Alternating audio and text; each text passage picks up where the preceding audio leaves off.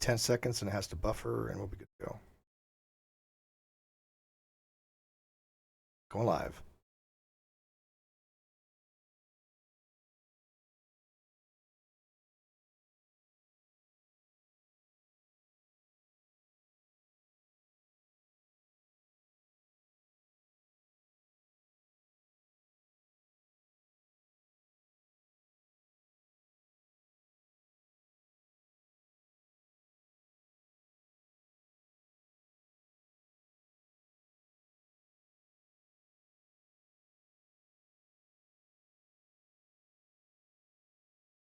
Okay, hopefully this is live. What's up, boys, girls, others, and people out there in the blogospheres? Hey, a lot of stuff's been going on this week. I know we've had a lot of episodes. I get it, but we stream where we can. We want to keep people entertained. We want to, get through this whole COVID type thing. It's been what it do, homies? What it do?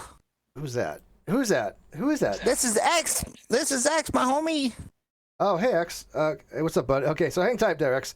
All right, so tonight, I got a friend from Facebook in here, Autumn, and I hope I pronounced this right. Autumn Berend? Is that right? Berend? That's correct. Awesome. Hey, by the way, I really suck at pronunciation, so Autumn Berend, and she's from she's from Facebook, and well, anyways, long story in a nutshell, we didn't hit it off very well. I can save that. Shocker, right? I mean, it's me, but we decided to do a full reset, and I'm cool with that. And she still thinks she has some legitimate arguments against some of the things that I talk about. And if somebody is honest and they want to come in and they want to talk about some of the things they think I got wrong, hey, I'm going to do it and let you guys decide for yourself. I'm up for criticism and I'm up for review. Let's do it. Let's do it, right? All right, so I'll first introduce you to people that probably don't know who you are, no offense, but and I know you hang out in the atheist circles, but my audience probably has no idea. But I'm basically just a social critic and a journalist. There's not much going for me right now except for my book on transgenderism that I'm writing. Other than that, it's an honor to be on your show with you. Yeah, I appreciate that. And like I said, I know you have credibility. I know that you do. You went to school with Peter Boghossian, or did you just know him? Do you know who Andy Ngo is? Ugh. Name doesn't sound familiar, but. Okay, so he's a gay Vietnamese American journalist. Him, then a few other people, including myself, were covering a lot of the protests in Portland. Other than that, and he introduced me to Peter Boghossian, and then that's when Peter and I started talking more. Oh, okay, awesome. And that's how you got started in the whole atheist movement, I take it, right? Nope. Oh, you're prior to that? I actually, it's been kind of a rough journey with a lot of I guess trauma induced from my time as a Christian living with my father. That's when I really started to question everything. And then I went to college and started studying world religions. And then I just felt that I couldn't believe in certain things without evidence. Okay. And I think that's kind of where our miscommunication may come from, is that we're arguing kind of two different things at the same time. And I'm hoping that maybe if I'm wrong or if I'm right, then we'll be able to figure out what the solution is. I like that. I call that a dialectic synthesis, which you people are trying to get together to come to the conclusions and truth of the matter. I like that. I don't know Peter Boghossian. I do know Anthony Megadabosco. And I do know I'm having David Silverman on Monday, who has been on a few times. So I have read some of the things Peter Boghossian has read. I know he has a very, very hardline, staunch approach against religion. He thinks it's a virus. He thinks it's a mental virus. I think that's a silly way of going about it, merely from the fact that, and I know this is not the topic we're going to be talking, but just to get it out there, I think when we're talking about mental conditions, we're talking about people that actually have beliefs, and we were believers at one time, and to say that a belief is a virus or somehow a mental delusion or some kind of mental condition, or what's some of the terminology they use, something that should be mental illness. And mental illness. There you go. Thank you. I think that does no service to anybody, because what a mental illness is when your mind is not functioning properly, and having a false belief is not something that entails your mind not functioning properly. Now, it could be the case. Obviously, your mind could not be functioning properly, and you could have a false belief because of that. But just merely having a false belief in and of itself, regardless of that false belief, does not necessitate that the mind is malfunctioning, which means that it should not be categorized as a mental disorder. Do you think the same way? I would agree. As someone who actually has schizophrenia, a serious mental condition, I do kind of find, I don't want to say offensive, but I can see where it's kind of problematic to make a connotation between religion, beliefs, and viruses or mental problems. And do you think that Peter Boghossian, when he uses the term mental virus, he also has said mental illness? I remember very distinctly reading somewhere where he talked about mental illness. Mm-hmm. Okay, so I would say I don't agree with his assessment. okay, and that's fine. And by the way, I like the way Anthony Bosco takes it, because he takes some of the approaches that Peter Boghossian has, and then he tries to do it for street epistemology. And he takes a very straightforward approach of attacking a person's justificatory conditions of why they hold a belief or not. I have no problem with that. Maybe there's some issues of how he goes about doing it. That's a different argument to be had. But I think we all should evaluate our beliefs, and we should say, hey, look, am I justified to hold these beliefs? So when I have these arguments, I believe that they're true, right? And so if somebody like Autumn wants to come in and say, hey, look, I think that you don't have justification for your belief, or your belief is wrong, I think that's great. And so let's start off there. So what is one of the primary contentions you have, and what do you think that I'm wrong about? I think the best way to go about it is, at least for my sake, is to, I guess, get a better idea of what your position and your stance is on terms of atheism, agnosticism, and theism. And so that ways I don't want to end up straw manning you or forgetting that you may have said something. So I guess just like a kind of refresher might help. All right, I appreciate that. I don't like to be straw man, and I don't like straw manning other people. I believe in the principle of charity and steel manning, and taking the best possible interpretation of one's arguments. Okay, so I label myself an agnostic, and the reason I do that is because in philosophy, the way the term agnostic is normally understood is as someone who doesn't have a belief either way. That's how it, if you anywhere you go, it doesn't matter even in philosophy. Outside philosophy, it's the same thing. Agnostic on a proposition means you have no belief either way. That is a label. It means that if you say you're agnostic, that means that you have no position either way. That's how I use these terms, right? Now, I don't force them on anybody. I don't prescribe them to anybody. I don't say that the only usage, or that I never have. I don't go around saying you're not a real atheist if you merely lack a belief either way. No, but I do have a logical argument that logically they're very similar, if not identical, but I don't prescribe that on people. So my position is I'm not theist, and I'm not atheist, and I'm agnostic. And this is contrary to what you find in atheist groups like Matt Dillahunty, prescriptively saying you must be theist or atheist. There are no other options. That is incorrect. That's simply incorrect. It's true for the way he defines words, but that's what he's arguing other people are doing. He's prescriptively changing things to a semantic argument to make a what's called well, it's not a false dichotomy, but it's a conceptual dichotomy is what it is. And so it's just based on word usage, right? And so yes, if you use his usages, it's a dichotomy. You're a theist or atheist. I reject that type of schema, and I go to a more academic type schema. And in that case, you don't have to be atheist or theist. And so my argument is simple. The atheist communities need to stop telling people you must be atheist or theist, because that's fundamentally wrong. They can say, hey, look, according to the way we use these terms, you're either atheist or theist. Okay, I can't argue against that. That's a truism. And I'm going to be talking to Dr. Jones about this very thing. So he thinks Matt Dillahunty and the HCA are playing hide the ball. He thinks that they're using word games, and I agree with him. And he's a PhD in language. And so we're going to be discussing this. So that's my position. I'm going to mute and give you a chance to critique that. Okay. Let me just pull something up real quick. So I may have actually like a follow-up question.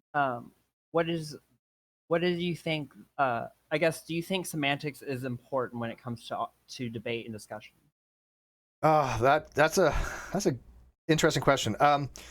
There can be semantic arguments that are valuable, right? There's some certain times when you're actually doing semantic arguments. I mean, you look at like Searle's Chinese language argument or sealed room argument, right?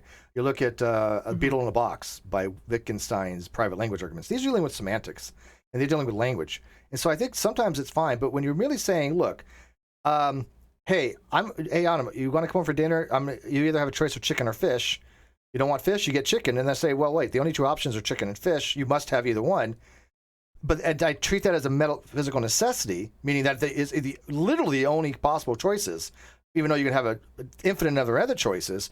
That's the word games that Matt Dillahunty is doing. He's trying to tell people that there are only two choices, atheist or theist, because the way that he has descriptively defined that as, right? It's the same thing as only me giving you two choices. You can have fish or you can have chicken for dinner. That's it. Does that mean that's a metaphysical necessity? Of course not. There's an infinite amount of things you can have for dinner, pretty much, right? So you think it's more nuanced, right? What do you mean?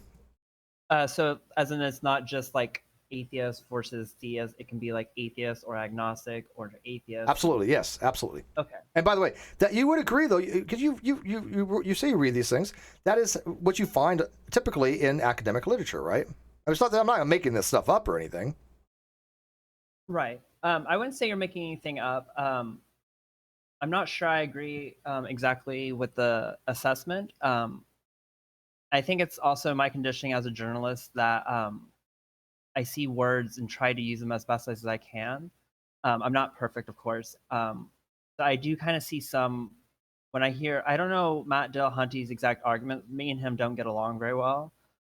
He kind of likes to live in an echo chamber. Oh, but, shocking, really? No. Yeah, shocking. I know, it's very shocking. So I guess it's kind of similar to what I'm dealing with when it comes to, I don't know how versed you are on trans issues. Oh, it's funny you mentioned that. I remember the whole rationality rules. I wasn't directly involved in that per se, but rationality rules I do know. I weighed in on that. I had videos on it.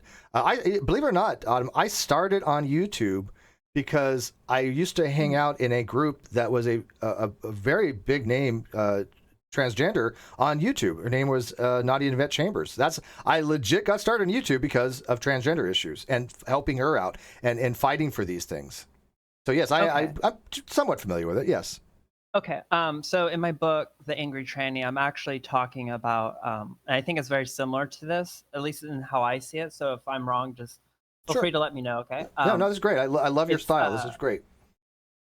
So in gender, people will argue, some people will argue that there's more than just male or female, that's more nuanced. It's more like a spectrum, so to speak, that you can be, at the very least, male, female, or male or man or woman, or non-binary. And I see that as like, well, what exactly is the terms we're using by definition?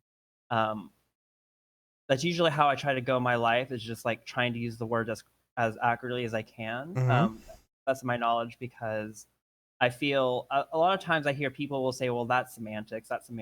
I feel that when we're trying to convey ideas, being sure that we're using the same definitions and the same words to convey the same idea is important. So that way we're not getting lost. So, for example, when it comes to gender, a lot of people who disagree, usually on the right, will say something like, well, male and female, or man and woman is gender and gender is sex, so therefore you cannot be non-binary. Others will say, well, gender means this, and others will say gender means that. And without going into like the whole gender argument, I guess my position is more that, from what I've read, by definition, atheism and theism are the beliefs, or theism is the belief that there is usually a deity of some kind. I think it can also be argued like what kind of deity it might fit into that stipulation, but usually it's at least a belief in a single deity or more. And atheist with the prefix, at least how I use it, is without a belief. But I usually stand by that while I don't believe in something. Okay. Like I don't believe in God, or any God, really, I should say. I don't claim to know that God doesn't exist for sure. So when I describe myself, usually in full terms, it's agnostic, a religious atheist, to say like, hey, I don't know, I don't have the knowledge to know whether or not there is any form of deity, but I have no religion and I don't have a belief in a God. All right. There's a lot to unpack there, by the way. On that position? Yeah, sorry. That's right. No, that's a lot to unpack there. Please. All right. So, okay. Well, let's get the beginning, what you said, out of the way. Because I like to take things systematically, and it's just that my mind works. So you're talking about the transgender issues. I will tell you how I look at these things. You can agree or disagree, and then we could probably hopefully move on because that's really not the topic. But I hold the position there are two biological sexes, and what I mean by biological, I mean Gamitic sexes. That and typically in biology, the male is the one that has the spermatozoa that does the impregnation, and female is the one that has the ovum and becomes pregnant. However, that is just a biological classification. There are very much different types of sexual classifications, right? There's XY chromosome type classifications. There's Klinefelter syndrome, Turner syndrome. There's different ways of describing these things, but I take sex biologically speaking because I took biology and that's how I was taught it. And I think it makes sense to do it comedically. However, gender is all over the place. And gender, actually, I'm one of those rare people, and you're probably going to fault me for it, and forgive me, but I don't think gender is a spectrum. Because a spectrum, and I talked to a PhD in this very topic, and she is a trans speaker, and she made a very good point. And she said, look, it's not a spectrum because to be a spectrum, it has to be contiguous or continuous or discrete. And there are so many different ways of describing gender that it really makes no sense to put it as a spectrum. You might have what's called a bimodal distribution, right? And a bimodal distribution where you have male on one side and female on the other, and then people are somewhere in between, the non-binary being right in the middle where they don't associate with themselves either socially or emotionally or mentally or psychologically towards either male or female, so they identify as non-binary, meaning that gender-wise they don't really associate either way, and they're kind of more in the middle. So I don't put it as a spectrum. I do put it as what's called a bimodal distribution. I would agree. Okay, and that, by the way, this is not atypical. I mean, if people that most people that I talk to that are scientists actually would agree something like that. So I don't think I'm saying anything too out of the ordinary, right? Mm-hmm. Okay. I would say no. I would say you're correct. I don't agree, so to speak, that there are X amount of genders. I think that I'm willing to respect someone, I guess, who is non-binary, but I'm not going to say like Z's or Zimze. Yeah, no, okay, we're on the same page there. Trust me, I think the whole Zim whatever, it makes no sense to me. But the non-binary, I just put as somebody. There's two types of non-binaries that they describe. They're the non-binaries that don't feel that they're either position, right? They're not male or female, and I get that. But then the ones that I do have, and I don't have an issue with them by any means by the fact that they're saying this, is a logical problem. Some have non-binaries actually say they're both male and female. And that to me, when on a bimodal distribution is not possible. You can't have both poles. Yeah.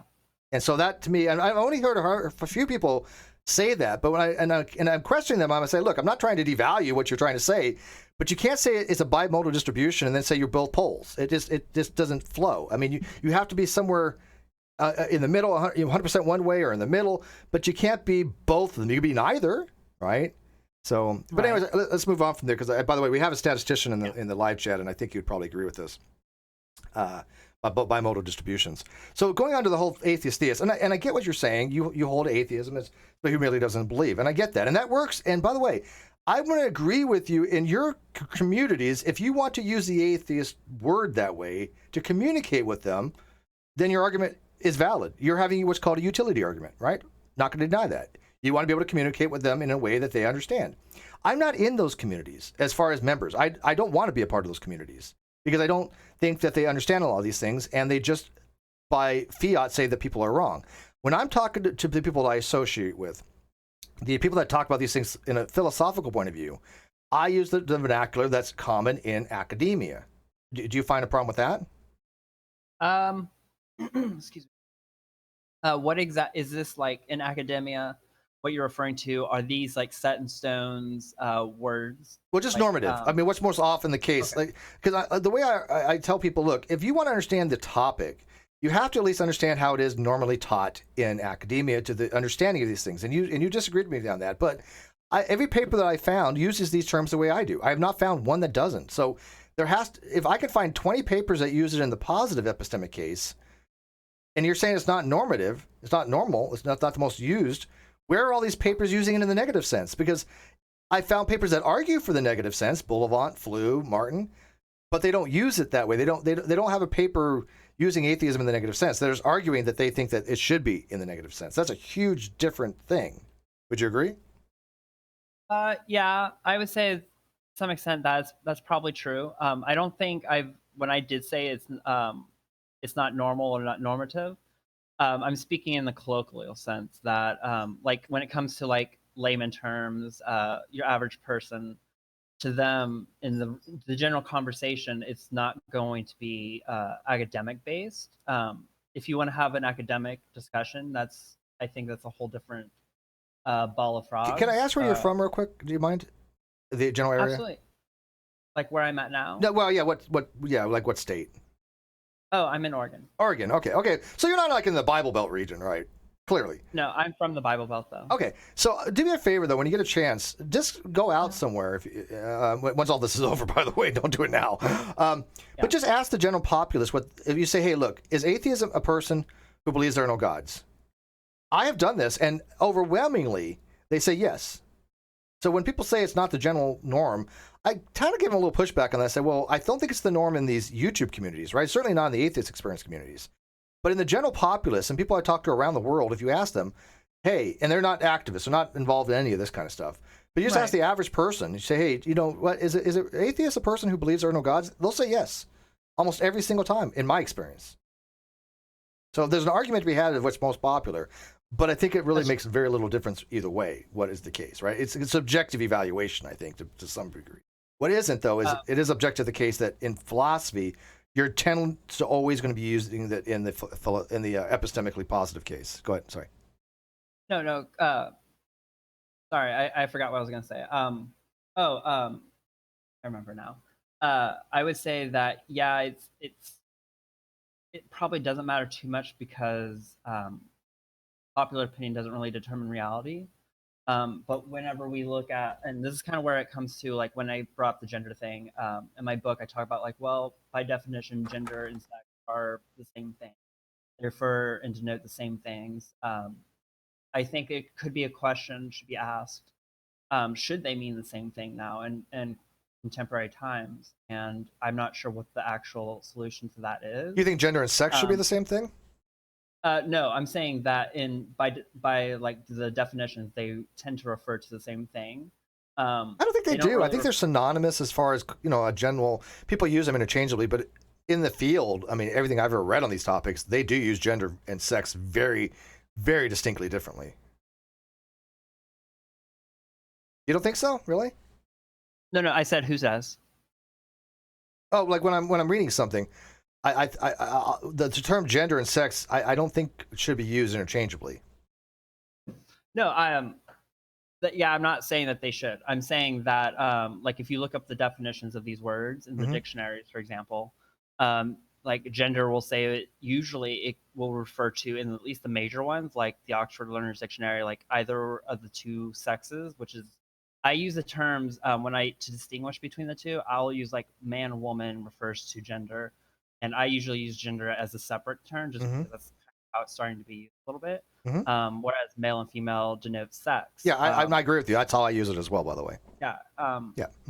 So because of that, I look at the same way when it comes to atheists, agnostic, gnostic, theists, and deists, where their definitions are not so much the belief that God is not real. I guess I should say that from what I've read, almost entirely it's been that atheism is the lack of a belief in a God. I would kind of agree a little bit with the Dawkins scale, not too much. I'd probably, being an editor, I would edit it a little bit. It's got issues. It's got issues. But in Gnostic, especially if I'm not mistaken, I'm going to have to double check on this, but like when it was coined, it was used to refer to like a lack of knowledge, usually in mysticism or deities. And I usually use that as a stance of like, well, one refers to knowledge, the other refers to belief. I think you can safely say that you have no knowledge in something, or you have knowledge in something, as well as not believe in something. I think that's a common misunderstanding, and let me explain to you why that's a misunderstanding. The term agnosticism was coined by Thomas Henry Huxley, but it wasn't about knowledge. It was about the illusion of having knowledge. If you read Robert Flint's book, Agnosticism, I believe it was like 1914, I believe, give or take, he makes it very clear that wasn't the intent of Huxley to talk about knowledge. Agnosticism isn't about knowledge. It's never been a knowledge position, ever, even when he coined it. What it was when he coined it, it was what's called an epistemic normative principle, just by what we should do in order to believe something or not. It was like based very similarly on what we have now called the scientific method. But that's not how we use the word either. Agnosticism is always a belief position. And the belief, the way in modernity, in modern times, it is the psychological position of being agnostic on a proposition, and agnostic going back to believing neither way. So if you don't have a belief either way, agnosticism is the psychological position of that. That's when you see the word agnosticism in a paper, that is how they're referring to it 99% of the time, unless they're specifically talking about something with Huxley, or they're talking about what's called a normative epistemic principle property. Normative epistemological proposition. And the epistemological proposition is, do gods exist, right? So like in SEP, Stanford Encyclopedia, Paul Draper goes on, he even says, look, from here on out, I'm going to be referring to it, this word agnosticism, in the epistemological proposition sense, because he has to distinguish it between that and how it's normally understood, which he defines earlier and talks about. So the knowability of gods, yes, it could be used for that, but that's epistemology. That's not ontology. We're not talking about epistemology. We're talking about the God existing. So we want to stay in the same domain of discourse when we're talking about the existence of God. And so in the domain of discourse with the existence of God, we're talking about agnosticism as the belief that you cannot properly justify assigning a truth value to the proposition either way, and you should spend judgment on it. That's, again, how it is normatively understood in academia. The only thing I'll leave you on that is, even if you take it as an epistemological proposition of the knowability of gods, and this is, again, where I see a lot of people make a mistake, it is not a knowledge position. It is a belief position about knowledge. It is the belief that we cannot know God or have knowledge about God, or that gods are unknowable. That is a belief predicate, not a knowledge predicate. So when people say something is about knowledge, they have to be very careful, because are they meaning about the knowability of gods, or they're meaning it's a knowledge predicate? So agnosticism is never a knowledge predicate. It's never something to be used as no P, okay? And one of the things, you mentioned something about using agnostic atheist. Can I ask you a question about that? Because I have a lot of problems with that term. Sure, okay. Go ahead. If you and Matt Dillahunty, by the way, he agrees with this. He actually says agnostic atheist and Gnostic with a G, atheist, is nonsensical in the weak case, and he's absolutely right. Let me tell you why. So you hold the position atheism is a lack of belief, right? I would say that's, for the most part, that's correct. Yes. Awesome. If you then have Gnostic with a G, Gnostic atheist, do you agree at that point atheism can only be used in the positive case? What do you mean? Well, if in order to have knowledge, you have to have belief first. Belief is a precondition for knowledge. Oh, yes. So it's indicative that someone has knowledge of something, right? Yeah, if somebody has knowledge, they have to believe it. Oh, belief, okay. Knowledge is Yes. Knowledge is a subset of belief, right? So if you don't believe it, you can't know it, obviously. So if Yeah, you don't believe so the proposition, how is there anything to know? How can you be Gnostic on something? According to your use of the word Gnostic as knowledge, which again, that isn't the case either. It has to do with Gnosticism, which is a second century, first century form of belief system that had to do with hidden knowledge. But let's assume that you use Gnostic to mean knows P, right? Knows the proposition. How could you know something is the case if you're using atheism as the lack of belief position? The only way that would make sense is if you say atheism is the positive case, I believe there are no gods, and then you say, I also know that there are no gods. Because it would make no sense to say, I know there are no gods, but I don't believe there are no gods, is nonsensical. Why is that? Because knowledge is a subset of belief. You have to have you have to have belief before you have knowledge. It's like saying, my car is red, but I don't own a car. So you're asking what my views are on Gnostic atheism? Well, just the use of atheism in that phrase. Gnostic atheism only makes sense if you're using atheism in the positive case. Okay, yeah, yeah, I would say that's probably correct. Yeah, I mean, well, think about what would it mean if you had Gnostic atheist, but you had atheism in the weak case? This sounded out, right? I know that God exists, but I don't believe it. Yeah. Makes no sense. It's nonsensical. So Gnostic atheist in the weak case, like the AC uses, it makes no sense, even though it's on Iron Chariot's wikis. Matt Dillahunty agrees it shouldn't be even on there. He thinks it makes no sense. But anyways, I just wanted to point that out, that if you use the term agnostic atheist, at least the same reasoning, do it in the positive case, because if you say I'm an agnostic atheist but I only lack a belief, there are problems with that, because now you're trying to do what's called an epistemic modification to some non-dosastic position, and you have to have belief first either way. So it would agnostic atheist only would even make sense if atheism is the positive case. But anyways, let's continue on. So what else you got for me? So let's actually backpedal a little bit. Sure. So can you just like rephrase that in much shorter of what you mean by that exactly? Be more specific. Backpedal to what? Oh, I'm sorry. About do you think it's not possible to be both agnostic and Gnostic, Oh, okay. agnostic and atheist at the same time? Not if you're dealing in the same domain of ontology. If you're just talking about ontology, then no, because ontologically, then atheism is the case that somebody who does not believe God. Atheism is the case that you believe that God does not exist. So, in ontological terms, you cannot be atheist, agnostic, atheist. If you're using atheist as belief and you're using agnostic as epistemological proposition, do gods are knowable or not? Then I'm not gonna say it doesn't make sense, but I don't see anybody ever using it like that in the literature. You don't want to juxtapose epistemology. These are two different propositions. I wrote a blog on this called "The Logical Ambiguity of Agnostic Atheist" because I show this could be ambiguous. You can actually show 12 different ways this can be interpreted. And so, why would you want to take a knowability proposition? Are gods knowable is a proposition. Does God exist is a proposition. One deals with the existence of God. The other one deals with the knowability of God. Why would somebody want to throw those things together as if they have any relationship to each other? Like agnostic and atheist, if we're using my definitions? Yeah.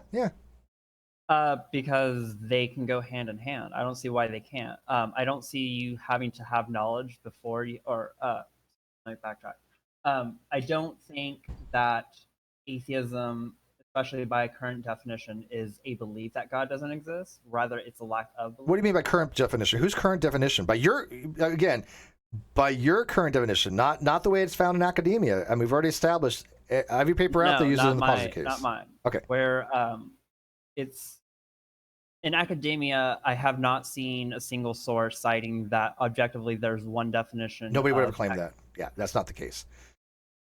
There's not one. Matter of fact, if you read Stanford, it makes it very clear there's no one correct definition. I've been arguing that for years. Matter of fact, to distill it all down on, if you really want to know my argument in a nutshell, it has been that these atheist communities have been lying to people for a very long time and saying, look, there is only one correct definition for atheism. There is no other way to define it. There is no other explanation for it. There's no other meaning to the word other than not believing in gods. That's it. If you don't believe in God, you like to believe in God, you're an atheist, period. There are no other correct definitions. This is what they've been lying to people for years about. And then about 3 years ago, me and some other people got together and were like, this is nonsense. And we've been fighting about it ever since. And they've been coming around. They've been changing that. But American Atheist still says that. Atheism is one thing, a lack of God. Atheism is not the disbelief or denial of gods. But in fact, in philosophy, it is. There are alternative alternative definitions and usages of these terms. That's been my argument when atheists have said, there's no other, I don't want to keep saying explanations. They keep on saying there's no other definitions other than merely lacking a belief. That is wrong. That is fundamentally wrong. That has always been wrong, and it will always be wrong because that is logic. Because once you have a definition out there that's been around for 400 years, it's nothing new. 400 years, this has been normative, right? And they say, well, that doesn't exist. They're just wrong. That is a nonsense argument. You can't just say, oh, all of philosophy is wrong. You can't just say, oh, their uses for the last 400 years is wrong. What you could do is try to say, hey, we have a better way to use these terms, and we're going to have a utility argument. But they don't even, half of them, fraction of 1% does that. Do you see my point on that? There probably is other definitions. I wouldn't say there's only one definition and that it's not changeable. Like with gender, gender has changed over the time. Even queer and tranny are words that used to be slurs that are being slowly taken back. Mm-hmm. And I don't have a problem with that, but I don't like those terms. I was raised not to use certain terms. The Q word still bothers me, even though it's becoming more normalized, right? Right. Yeah. And which is fine. I got no issue with that. Doesn't mean I have to use it, right? Right. You don't have to. So I guess in the claim that there's only one definition, yeah, I would agree with you. That's most likely wrong. It's objectively wrong. I did a presentation where I gave 8 different unique definitions of atheism, all correct, if you want to use the word correct. All of them perfectly fine to use. So when American Atheist says atheism is only one thing, they're wrong. And I've talked to their editor-in-chief on this, and she said, it doesn't matter. We don't care if we're right or wrong on this because we're not a philosophical site. We're a political site. Those were her words. You can go ask her. Her name's Pam Whistle. She's the editor-in-chief. She was on Non Sequitur Show a few times. Nice lady. She said to tell anybody else, Steve, if people use American Atheists as a philosophical source, tell them to stop it. We are a political organization. We are trying to normalize atheism and trying to make everybody in the umbrella under atheism for demographic purposes. This is not conspiratorial. This is straight up. I'm going to have David Silverman on Monday to talk about this very thing. He will tell you this is the case, right? Yeah, right. Boghossian would say the same thing, wouldn't he? That there's only one definition of atheism? Both. I think he would probably say there's only one, and also that they want to include as many people under the umbrella of atheism for demographic reasons. Oh, yeah, I'm sure he would. Yeah. I don't know his exact position on that. It's not something I've It's asked consistent, him. though, with it. Right. Yeah. But I actually asked him about, I guess in short, I don't see a lot why. Usually, I don't know much about your show, but I assume I don't either. You talk. I assume you're directed to non-academic audiences, right? Well, okay, hit or miss, right? I mean, yeah, I'm going to say probably not. Yeah, toward non-academic audience, yes. Although obviously, I do have academics that come around. I'm doing a show with Dr. Fuzz Rana with Reasons to Believe. I have PhDs on every week, just about. But my audience itself, no, they're generally lay people, but they are ones that actually will look at the objective evidence. My audience is very good at researching. Matter of fact, to the point where it's nauseating, because if I find anything wrong that I've done, they will point it out, and they will point it out repeatedly until I fix it, which they should do, and I'm fine with that. But yeah, right. But that's my show. Yeah. Would you say that your views, your usage is objectively the right usage of agnostic? Okay. No, I don't think there's. That's my whole argument. There is no objective right or wrong to be had. I even put in my positions years ago, 2018. There is no right or wrong measure to be had here. These are value judgments. There's no correct usage. It is my argument is if you're going to pick a particular usage of a word, let's see what it leads into. Because I can get very technical in it. I'm going to be talking to a person who does this professionally as a linguist, and there are very nuanced things in semantics. Like I don't know if you're familiar with things like de dicto and de re, transparency and opacity, and salvus veritatis, and things relating to whether you can substitute in one co-referential term for another and not change the truth value of a proposition. It's called intentionality. There's a lot of technical things to be had with this stuff. I like talking about that stuff. However, I can never get past first base with some of these atheists who they by fiat say, Steve, you're just talking about word definitions. It's not by any stretch of the imagination. I've never argued word definitions because word definitions are descriptive. They describe usages, and I think that Matt Dillahunty and a lot of them just whenever a critic of mine says Steve's just talking about definitions, you can write them off. Seriously, you can just write them off. They don't know what the hell the argument is, or any of my arguments. Okay. I mean, that makes sense. So I guess I should ask if you have your view of what agnostic, its usage and how you apply it, as well as atheists and theists versus my usage, would you say I'm wrong? Would I say you're wrong for using your usage the way you do? Of course not. Okay. No. I don't really think there's much of an argument then. What I would say, though, is that if you use it that way, I think it leads to some problems. And I would love to discuss those problems because those are my main arguments. That's why I get upset when people like Matt Dillahunty and his sycophant fans go, well, Steve's a poopy head, but they're not addressing my actual arguments. I've never said they can't use those terms. I'm perfectly fine if they do. But my arguments are, okay, if you use it this way, let's look what happens. And I'll give you one of them, a very simple one if you want. Sure. Okay. So there's a position called theological non-cognitivism. Okay. And I don't know if you're familiar with moral theory and moral non-cognitivism, but a non-cognitivist is somebody who thinks that a proposition is not truth apt.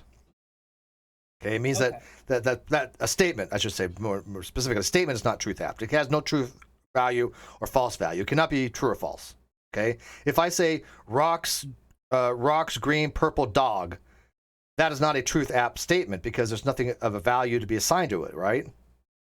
Right. It's meaningless. It's incoherent. It's unintelligible. It's a non-cognitivist position that any proposition dealing with God is not able to be properly evaluated as a proposition that it could be either true or false. It is nonsense. It is incoherent. And so to a theological and cognitivist, all the God talk, it's similar to agnosticism or atheism. But the problem is that is a little bit more broad. But here you have a case of a theological and cognitivist. Let's say we got a whole bunch of people in the Discord right here, by the way. Let me just pick somebody if you don't mind. Let me pick Wiz. He's still there. Hey, Wiz. Wiz is now a theological non-cognitivist by mandate. I'm just going to make it happen. Of course. Yeah. By the way, this is called a declarative in speech act theory. Declarative is when you actually make something happen. You change. I love this. We're going to be talking about this, I think, 2 weeks on the place. But a declarative is such that changes reality. Your utterance changes reality. I mean, that's a little teaser because people are going to blow their mind about that. It's like, how does speaking words change reality? Right? Except for, I mean, I'm not talking about like movement of air. The actual, what you say has an effect that changes reality. That's called a declarative in speech act theory. We're going to get into that. But I'm Steve's chicken actually sucked. That was good. Oh, come on. That was crispy.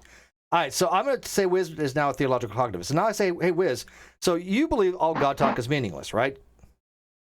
Yes, it's complete nonsense. And the proposition God exists is not truth apt? Of course not. The term atheist makes no sense? Makes no sense. The term atheist makes no sense? It's all nonsense. Hey, you know what? You're still an atheist. Deal with it. That's a category error. How is that possible? Yeah, it's a category error because now look what I just did. I said you're an atheist, even though you think it's nonsensical. I've shoehorned him into a cognitivist position because theist and atheist are cognitivists. They are people that think that the proposition, whether you accept it as the belief or not, it doesn't matter. Even what's called a negative atheist or somebody who believes this lack of belief, they still, most of them, if they have any understanding of the topic, recognize it is propositional and they just don't believe the proposition. But to a theological cognitivist, there is no proposition to be had. They are a non-cognitivist. So let me ask you, Autumn, even if you don't even know anything I just said, if I say you take a non-cognitivist and you put it into a cognitivist set, and you have no idea what those words mean, just by non and set, would you say that's by definition a category error? Like non-apple instead of all apples, non-car instead of all cars?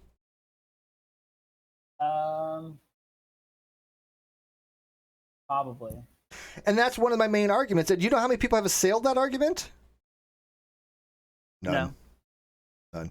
Matter of fact, the only person that even makes a rational approach to it is my dear friend Ozymandias Ramses II. I don't know if you're familiar with him.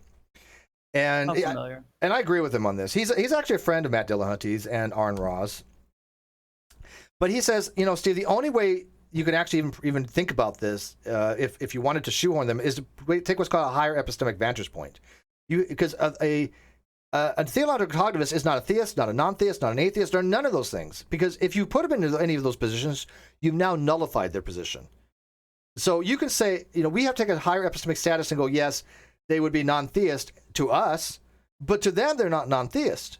But that's not really a defeater to the argument, right? You're just saying, yes, we recognize that they can't be these two things according to what their position is. So you have to go outside of the position to even try to do anything with it. And the most you can come up with is maybe non-theist by logical necessity, but even that's iffy. So the way a non-cognitivist would be is they can't be any of these things. They're not a theist, they're not a non-theist, they're not an atheist, it's like saying, hey, Autumn, are you a blurp blurp or a gerp? You know, Yeah, it makes no sense. It makes no sense to them. But do you ever hear Matt Dillahunty arguing about theological and cognitivism? No, of course not. He wouldn't even understand what the hell I just said to him, you know. But Wiz does. By the way, Wiz, you're no longer a theological and cognitivist because it's kind of a silly position. But whatever. Thank God. Yeah. Yeah, no, this is really basic stuff. Go ahead, Autumn. Sorry. Yep. Thank you, Wiz. Oh no, I was just like, is that really a logical position to even have, though? Well, I mean, okay, I used to even say I was a partial theological and cognitivist years ago, and there was some reasons for that. But you know what I did? I redefined my positions by learning more about the topic and refining my positions. So the reason I thought it was a partial, I just said partial because I was like, can these things be truth apt, right? And I was like, what if you can't instantiate the word God into God exists? Then then at the very least, the best I think you can get is that position's false. It's called error theory, right? In error theory by Mackey, when he's talking about moral non-cognitivism, his argument is that any moral proposition is false. And the way he describes that as, if I say stealing is wrong, he argues there's no ontology of the word stealing, or wrong, I think, too, to instantiate that proposition to where it's a true or false proposition. It's an error, he calls it, and he says because it's an error, all propositions dealing with morality must be false. Right. So have you looked into Mackey's error theory? Not in a long time. Okay, but it's come up before, right? It has, I think, 1 or 2 times. Okay, so I mean, I'm not just like pulling this out, like I said. So no, you're fine. And so a theological cognitivist, the way I looked at it back then is, hey, look, there might be an error to be had here. What am I instantiating God with here? And by the way, theological cognitivists do think this way, and I don't begrudge them for it, because I was thinking the same thing with error theory. But then I thought about it a little bit more cogently, and I was like, look, God doesn't have to exist in order to instantiate that. You can instantiate with a concept. And if I'm asking you conceptually, does God exist? Yes, I'm asking you if there's an ontological component, but to understand that there's an ontological component, I only think that you need to be able to conceptualize it, right? Okay. And that's the way I'm looking at it now. So I've redefined my positions, but do you know why I've done that? Because we've learned, and and you have to reevaluate yourselves. What I find from the atheist crew, the new atheists especially, they never reevaluate anything. But that's one of my arguments, Autumn. So okay, because I don't think we're far away from each other. I really don't, by the way. So let me ask a few questions to get a better understanding. So you don't know that so you identify as agnostic because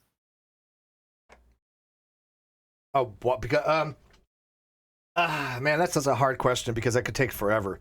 In a nutshell, I do try to tend to what's called zero data agnosticism or evidential in some ways. I think there's evidence for both God's existence and not, but the evidence for God to me is much more personal, right? I think that personal experience should be evaluated as something to which we formulate our beliefs. Now, not a lot of people think this way. It really depends on who you ask. I should say, it depends. Essentially, who you're asking about this, do you think the personal experience should be used this way? There's no right or wrong answer for it. So I'm in the middle there. I'm like, I can't make a decision whether God exists or not, right? It has nothing about knowability. It has to be with, am I able to formulate a belief that God exists or formulate the belief that God does not exist? I don't have a belief the other way because I'm just thinking I have personal reasons why I think there might be something. Then I have, good atheist arguments to show that maybe there's not something. And there's a tension between them. And I'm in that balance. I'm in that tension region. Like, let me ask you, do you think there are no gods? I don't know if there's gods or God. If we're talking about like particular gods, I would say that I'm more willing to say like the God of the Bible doesn't exist because it can't logically exist the way it's described. Well, I think Anselm's God can't. Yeah, I mean, not the God of the Bible per se, but a very specific version of the God of the Bible. Well, like if there was like Thomas Paine's God, probably could exist. It's very possible it could exist. I'm not sure. I think it's very unlikely. Okay. But I don't know for sure. Okay, and again, without the knowledge claim, if I just asked you, are there gods in the universe? Would you say yes, no, or you're just undecided on it? I would say I don't know, but I don't believe that there are any gods. Like, right. No, I get that. I'm not asking if again. As soon as you say I don't know, I get what you mean by it, but I want to make it specific that if it is the case that you believe there are no gods, right? Then clearly you would be an atheist by either one of our usages, right? I mean, that just makes sense. So you can't say though, Steve, there are no gods. No, I wouldn't say there are no gods. 100%. No. No, not 100%. Doesn't matter. Don't throw in a percentage because now you just put a qualifier in. I can't say 100% either on anything on that. But I'm just saying that you can't say there are no gods, and that's simple as that. Right. Okay, then you would be, and again, I'm not labeling you. I'm really not. But in the academic, if you were to like write something, you would put it as agnostic on the proposition. I'm not labeling you agnostic, but with reference to God's ontology, you are agnostic on the proposition. That's how it's described logically. That is objective fact. That's not a label. See the difference? Yeah, I see that. Okay. Wiz, however, here, he's a diehard atheist. He thinks all gods are BS. That's not prescriptive. That's actually what he thinks. Right, Wiz? Right. Yeah. And he's not afraid to say it. Hey, Wiz, are there any gods in the universe?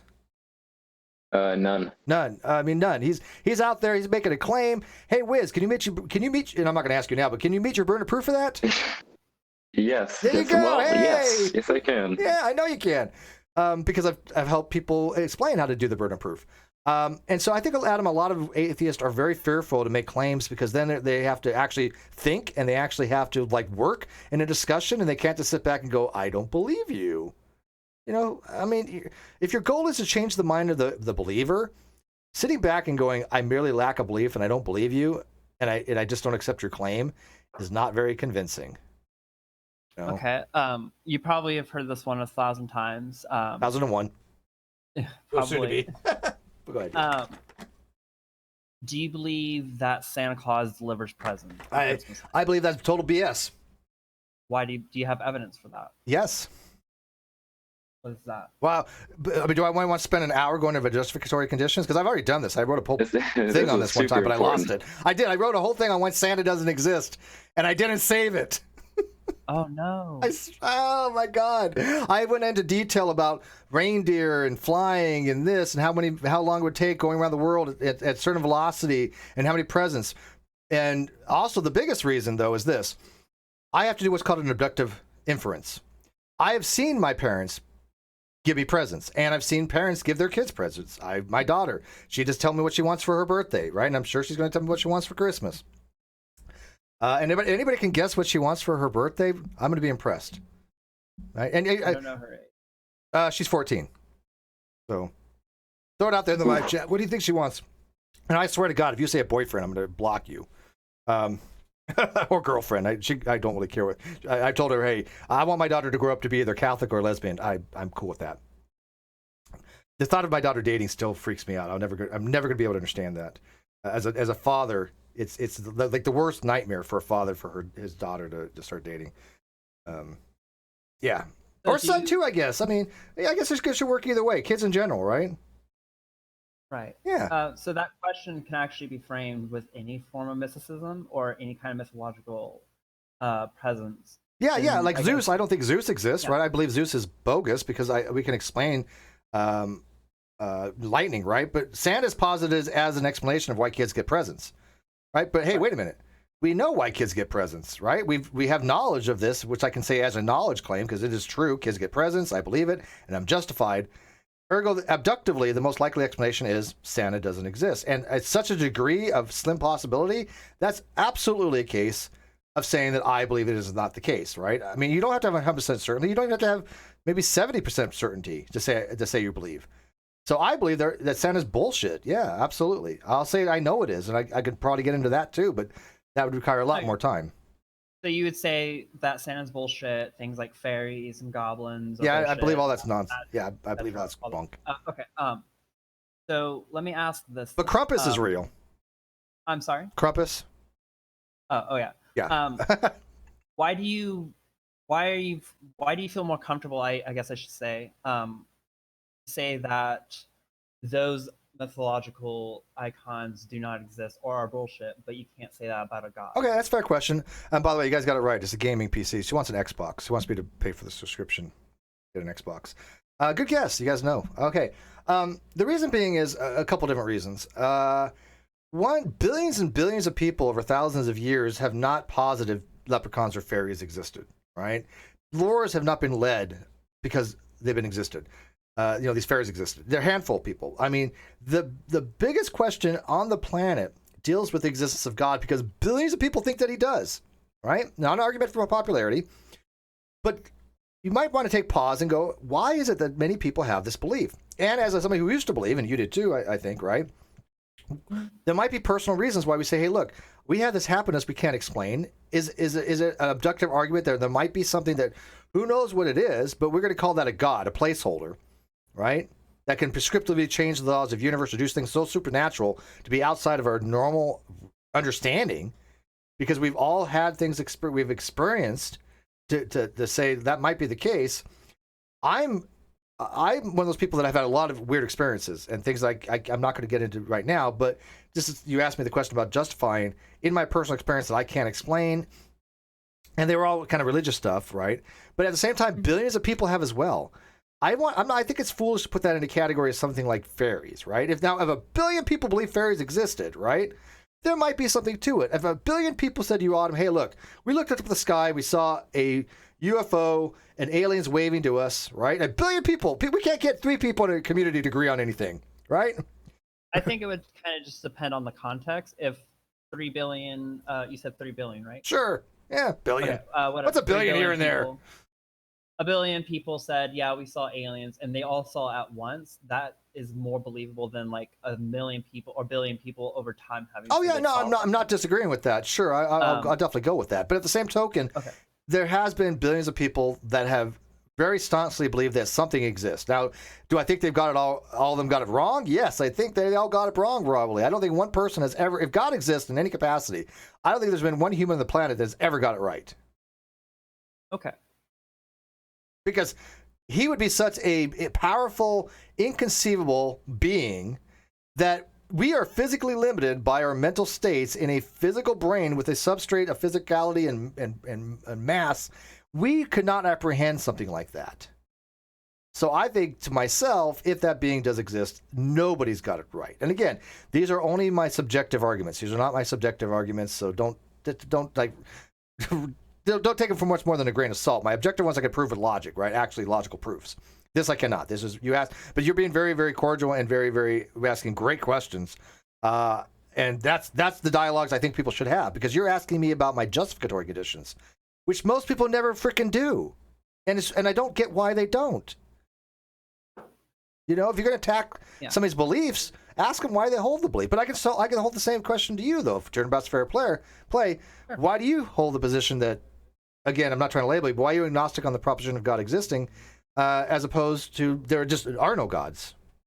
I still find the agnostic atheist position to be the most logical position in terms of word usages. Not going into what you're saying as the philosophical definition. So if someone were to ask me, simply put, like, why do you not believe there are any gods? My answer would be a little bit more complex, that I don't really believe that there are gods around, but I do not know for sure if there are any. I don't believe I have any knowledge. But why do I'm just kind of curious, why do you throw in that knowledge qualifier? Because I'm not talking about knowledge in any way. I know, I'm not saying I know gods exist or don't exist or anything like that. It's merely beliefs. It's merely beliefs that we're talking about. And I think when you start saying, I don't know, hey, that's great. I mean, I certainly don't either. And Wiz, I don't think he's going to claim that he doesn't know. Maybe he might. I don't know. Hey, Wiz, I'm just using you as a litmus test here. Do you know there are no gods? No, I do not know that. Okay, that's a harder claim to hold on to. Now, he might believe there's. If I say, hey, do you know that Zeus doesn't exist? He might qualify that. Yeah, I would say so. I mean, I could. You make a good argument for it. Yeah. Okay. And that's hard too, by the way, because we have to have what's called truth makers to make. Well, in one theory, a truth maker of why is the case. But yeah, I mean, we believe there are no gods. Excuse me, we believe there are no Greek or Roman gods, right? I believe that all of them are nonsense, because I think what happened was they looked, they saw lightning, and said, "Oh, look, we can't explain this. Ergo, gods." Now, somebody can make the argument, well, how does that not apply to any gods like Jehovah or that kind of stuff? And that's a fair argument, right? A little bit of me has to bite the bullet a little bit on that. But at the same time, it's like I'm using God as a placeholder, and in the Bible, there might have been some God that existed, and again, they all got it wrong, you know, because I don't think the Bible's infallible or inerrant in any way, shape, or form, and I'm sure that you think that you probably don't either, right? Yeah. So I think we're like a lot more similar than you initially thought, and also, you know, you use the term agnostic atheist, but you know what? You're using it the same way I just use it, agnostic. It means the exact same thing. There is no difference. You're holding a position. You're just calling it agnostic atheist. I'm calling it agnostic, but you and I do have the same philosophical position. We don't have a belief either way. as opposed to Wiz. Agnostic is as a person who believes that nothing is known or can be No. known. Again, now you're talking about epistemology. Get back to ontology. Come back. In the epistemological domain, agnostic means that you don't have a position either way. Has nothing to do with knowledge. So, both you and I are agnostic on the proposition, meaning that we have no belief either way. But Wiz here, he's not agnostic on the proposition. He believes there are no gods. So this is why I get critical when Matt Dillahunty tries to assume agnostics into atheism, because Wiz and I have very different positions. Why would I want to be associated with him? Have you met him? Yeah, you wouldn't want to be. No, I'm just kidding. But right, Wiz, I mean, you and I have different positions. I respect yours. You respect mine. You have reasons for yours. I have reasons for mine. Neither one of us are right or wrong. But to categorize us both in the same label seems absolutely nonsensical to me, because why would you do such a thing? Well, I should say nonsensical is not the right word, but it's not productive to lose that kind of nuance and granularity. Because now I'm an atheist, you're an atheist, and yet we have very different positions. Right? You believe there are no gods. I don't hold that position, so why would I want to be in the same group as you? No offense. Well, my response would be, you're saying we're not talking about one thing, but we're talking about another thing. When I came on here, there was no discussion saying like we're speaking like specifically this one way. Oh no, I get that. I don't mean it that way. I think you misunderstood. Since we're talking about the proposition of God existing, by you jumping to say about knowability, you're talking about a completely different proposition that we're not discussing at the second, right? You're talking about a different proposition. We're talking about right now the proposition of God existing. Knowability of that proposition has no relevance to the topic. I think it would kind of just depend. Like, if you want to know the full position, it would be relevant. Do you generally mix propositions? You say, hey, look, I'm a sky bluest atheist. I'm a sky bluest prescriptivist. I'm a sky bluest. You're taking two vastly different propositions and you're throwing them together, juxtaposing them together, which I think loses nuance because it can be very confusing. And like even Dr. Draper says specifically, if people actually thought about this, they probably wouldn't be using these terms because they think they're being more specific. In actuality, they're being way less specific. Because again, I can come up with 12 different ways to utilize the term agnostic atheist. Legit 12 different ways. And so it's very confusing. It could be somebody who like lacks a belief their way. It could be somebody who believes that they don't know God, but believes that they don't. Somebody who knows God, doesn't know God, but does believe that God doesn't exist. I logically can point it out, like using symbols, different ways to interpret that particular single juxtaposed phrase. But that's fine. But you and I literally have the same position, it seems. Neither one of us, right, have made an evaluation whether God exists or not. Neither one of us says God exists, and neither one of us says God does not exist, right? I guess if you ask me in that way, then yes. Yeah.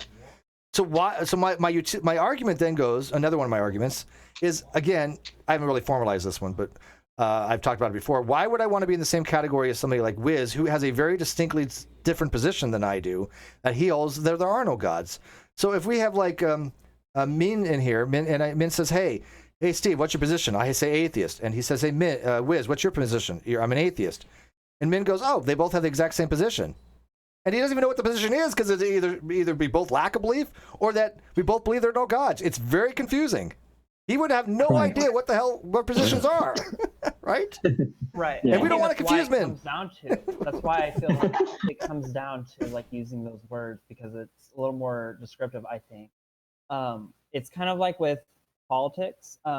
Like you could say, like, what are you, Steve? Oh, I'm a liberal. And someone will be like, well, I know exactly where you stand on gun control and immigration. But that's not true because it's much more nuanced. No, I agree with that. But here's the thing, though. We're talking about a single proposition, right? We're talking about the single proposition of God's existence. Not, there's 1,000 different things in the Democratic or Republican thing, right? You can't make any kind of inference from that. But if I say, look, I'm a theist, boom, you made an inference. You believe God exists. If I say I'm an atheist, oh, wait, now I don't know what to infer.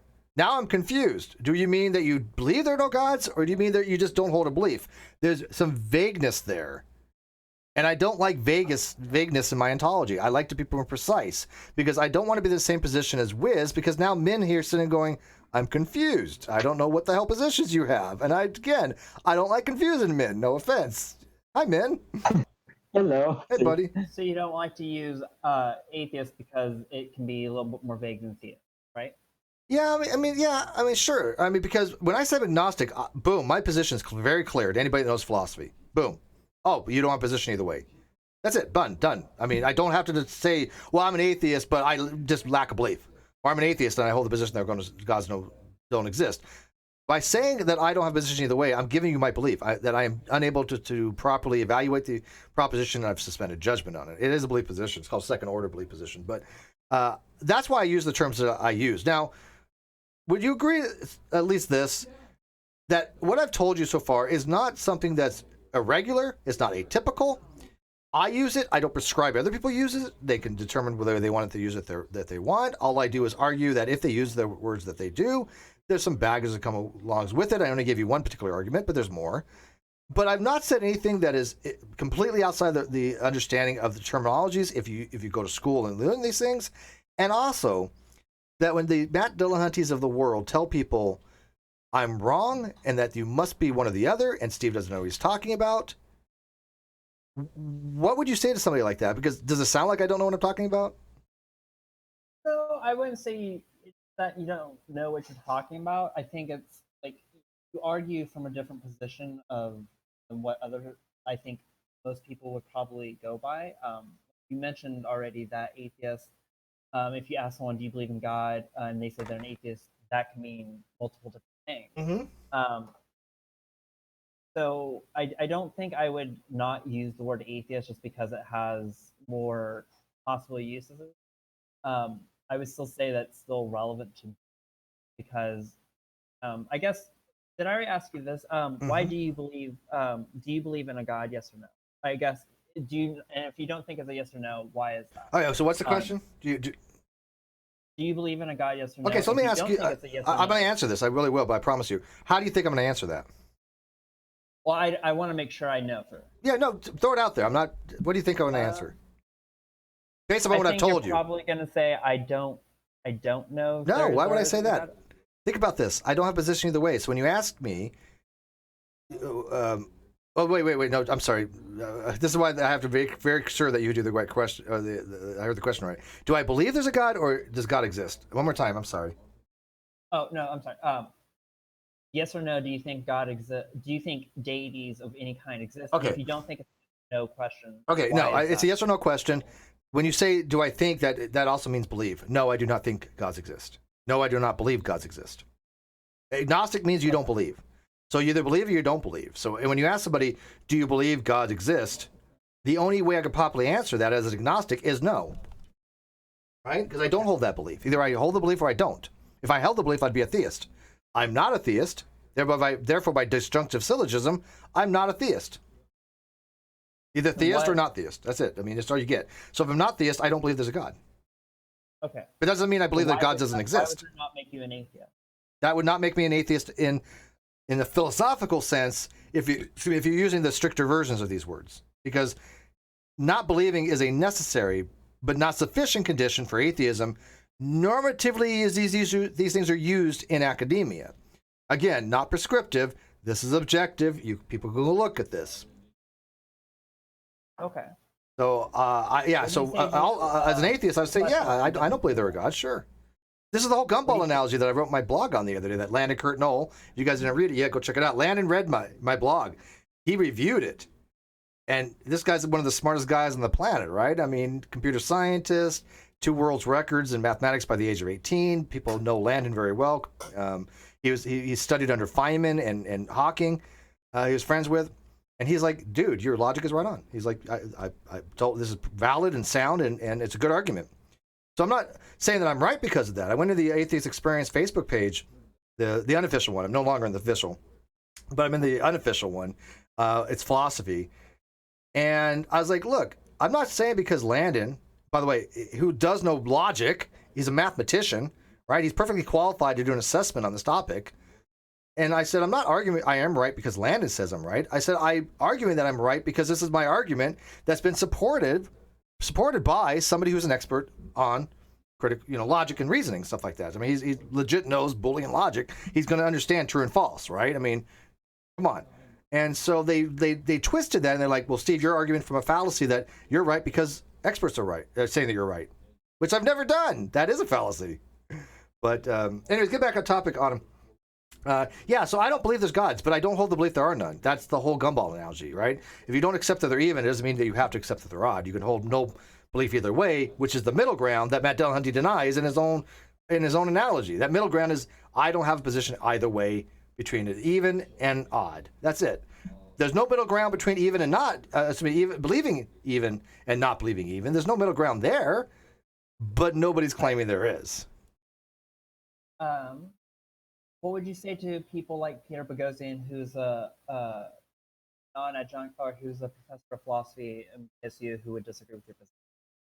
I would tell him to bring it on, and I probably can try to get like his actual stance. Yeah, no, I would tell him to bring it on. I mean, I've had Dr. Das Rasmussen on, I've had Dr.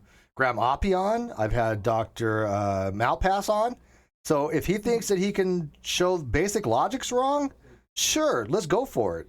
Because Landon reviewed my blog, and there's nothing wrong with the logic. He says perfectly valid and sound. So if he thinks that my logic is reason, I don't think he would, by the way.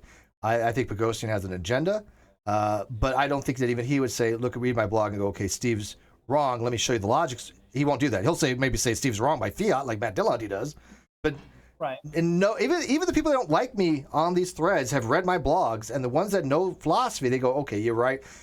We see no logical errors here. Not one person that knows philosophy has said they've seen a logical error. But then they go off on some third tangent that has no relevancy to what I'm even talking about. I'm like, that's not a counter to the argument. And by the way, my argument is not even really an argument per se. What it is I see misuse of an analogy in the gumball analogy, and I rectify it. I try to say, this is what I see. This is a way to alleviate this potential misuse of this analogy. And if you guys haven't read it yet, please do and let me know. Anyways, go ahead. By the way, Perfect dropped in too. If he wants to chime in real quick, you perfectly can. Because Perfect is on your side on all this, by the way. Howdy. Well, I'm not sure I'm on anybody's particular side in it. Oh, okay. Wait, you got a question to ask, Perfect, on that? I mean, I've been meaning to hang with you for a while, and I don't want to rip Honestine's because she's been gracious enough to come in here. And by the way, Adam and I were bitter with each other on Facebook. So just to let people know, just because I'm bitter with you on Facebook and Twitter, it doesn't mean that I will be when we go on air.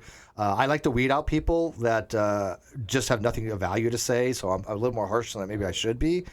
But I got to tell you, she said, maybe we got on the wrong foot, and maybe we can try to have a dialectic on this, and let's reset. And you know what? That was one of the greatest things I've seen in a long time, and I will give her huge props on that, because who the hell does that? More people need to do that shit. I was kind of enjoying the conversation between you and Autumn. So. Okay. But I want to give you props for that, Autumn. Thank you. Thank you. Well, thank you for having me on. Yeah. I usually will have conversations with a lot of people on Facebook.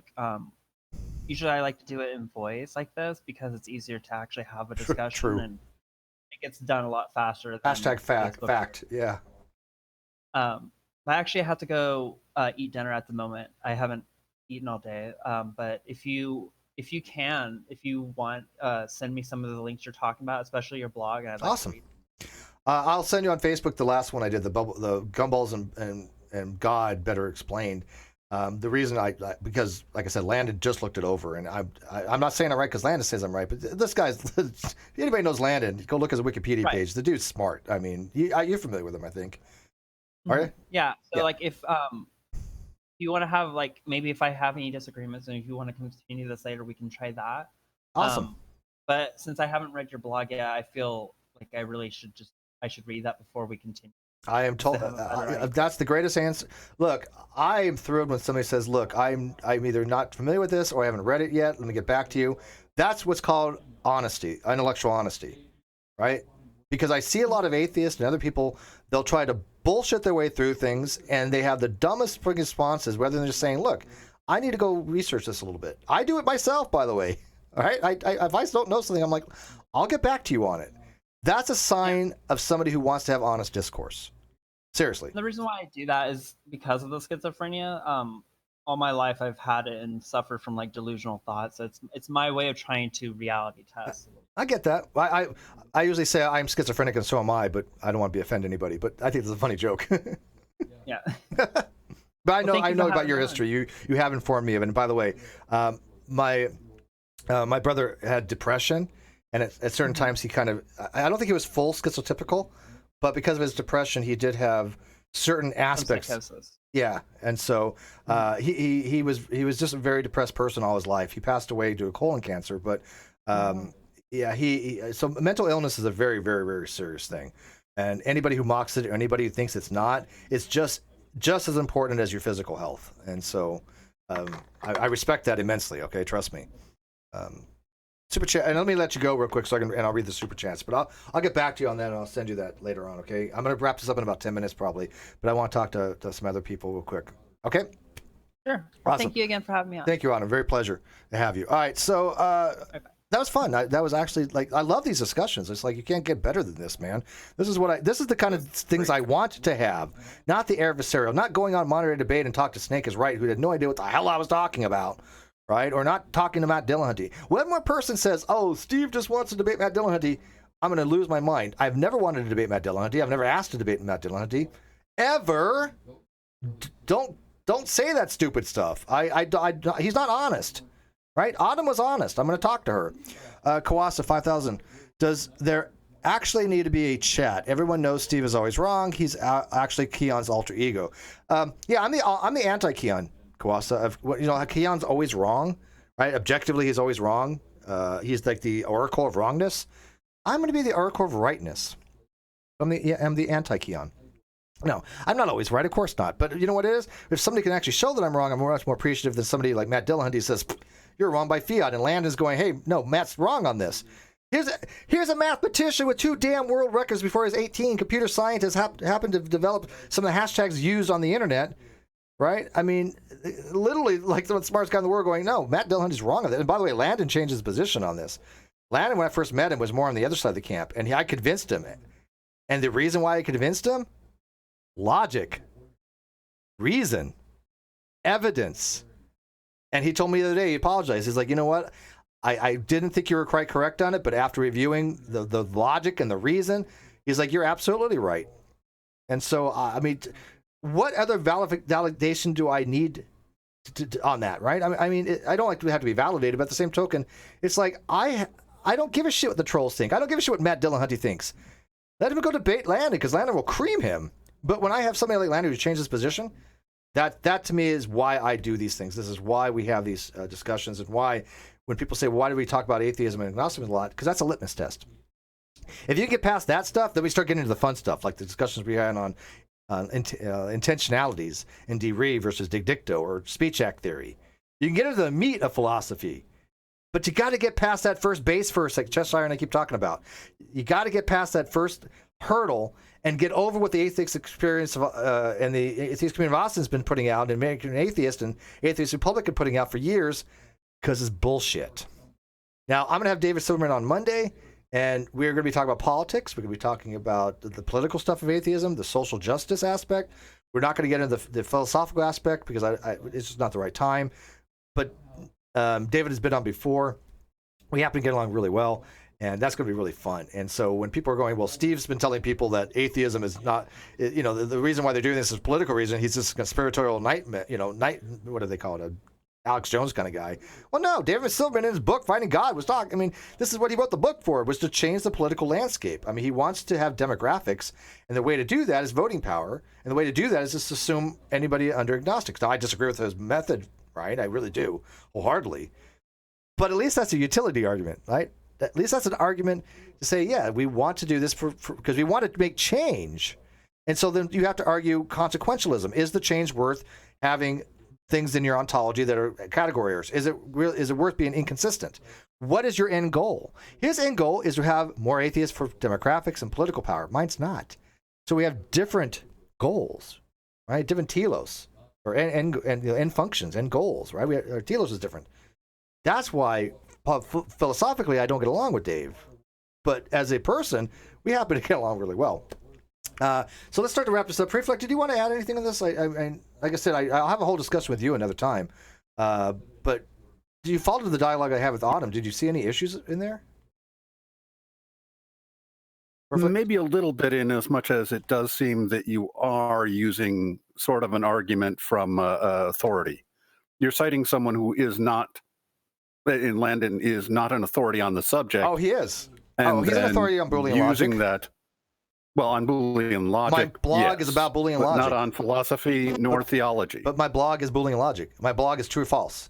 It's logic. And yes, predicate logic. which would mean that it has applications to Boolean logic. Right. But that doesn't mean that it would have applications to the But he checked the understanding of logic. theology or philosophy. But he checked the logic.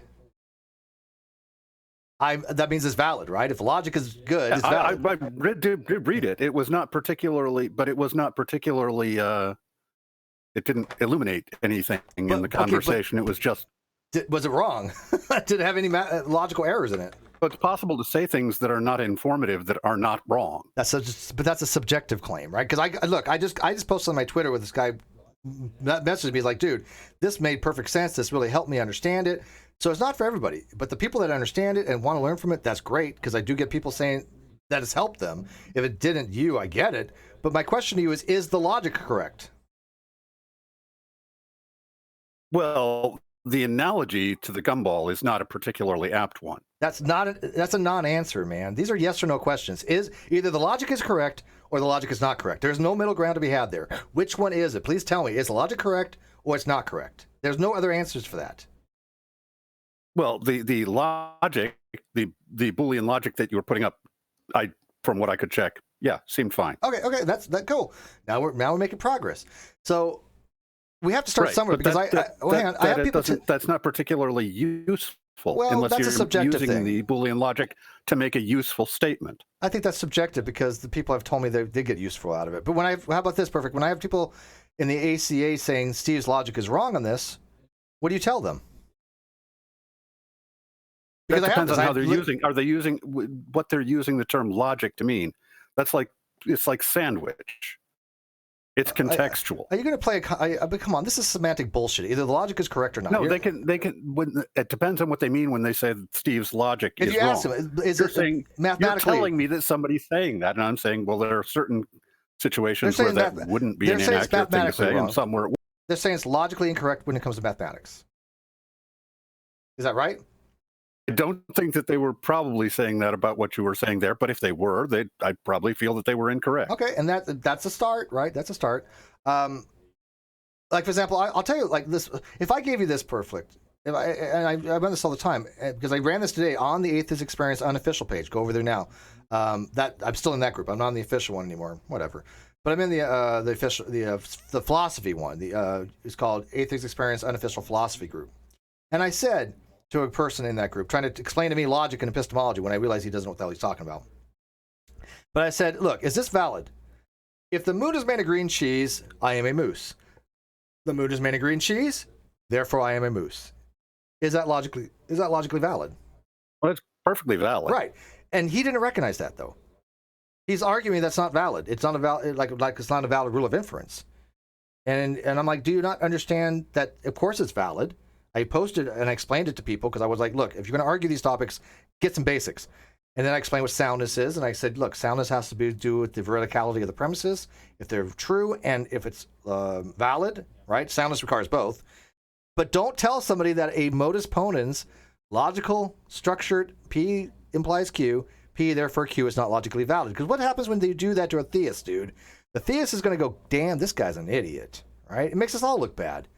And if you're going to help people to be better in these arguments against theists, the last thing you want them to do is to say something incredibly inept as saying that that's not logically valid. And I know you know your shit, and I know you know it's valid. But do you see by them arguing with me in a philosophy form that it's not valid, where do I go with that? That's not a matter of just like what's the word meaning of logic. That is, they're saying it's invalid. That has a very specific meaning in logic. And if they want to use some other meaning by that, then they're not talking about logic anymore. And this is supposed to be a philosophical group. It's infuriating, man. Yes. But there's also things like, I find a lot of what you're saying to be infuriating because I don't find it to be sensible. What's not sensible? Look, I'll just try this. Wiz. Yeah. Wiz, you still there, Wiz? Pick you up again here, bud. Yeah, I'm right here. All right, you're me. Go. I'm such a prescriptive. I mean, come on, really? Come on, yeah, you're me. Go. Let me tell you what's nonsense. I'm curious. Because Wiz knows these arguments inside and out. The things you're talking about don't account for any of the history involved in it. They don't account for the idea that for 2 millennia, it was held as the popular position that it was impossible for there to be more than 2 theological positions produced. What are you talking about? Because they both were antithetical to each other. What are the 2? What are the 2 antithetical positions? The 2 antithetical positions, they are the proposition, the philosophical proposition that some number of gods exist, and the philosophical proposition that there are no gods. Okay, those are mutually exclusive. Either it is the case there are at least one God or more. Right. So in order to be a philosophical proposition that reflects on the question of theology, the possible existence of gods, it needs to then produce another distinct position. In order to be distinct, it can't coexist with either of the other 2. They all have to be antithetical. I don't see how those are just. There's only 2 ontological states. It is the case that one or more gods exist, or it's not the case that one or more gods exist, right? Well, that would be true too. Yes. So, but as a propositional belief, no 2 propositional beliefs can exist in a dichotomous relationship, because there will always exist the possibility that an individual will not have embraced either. Right.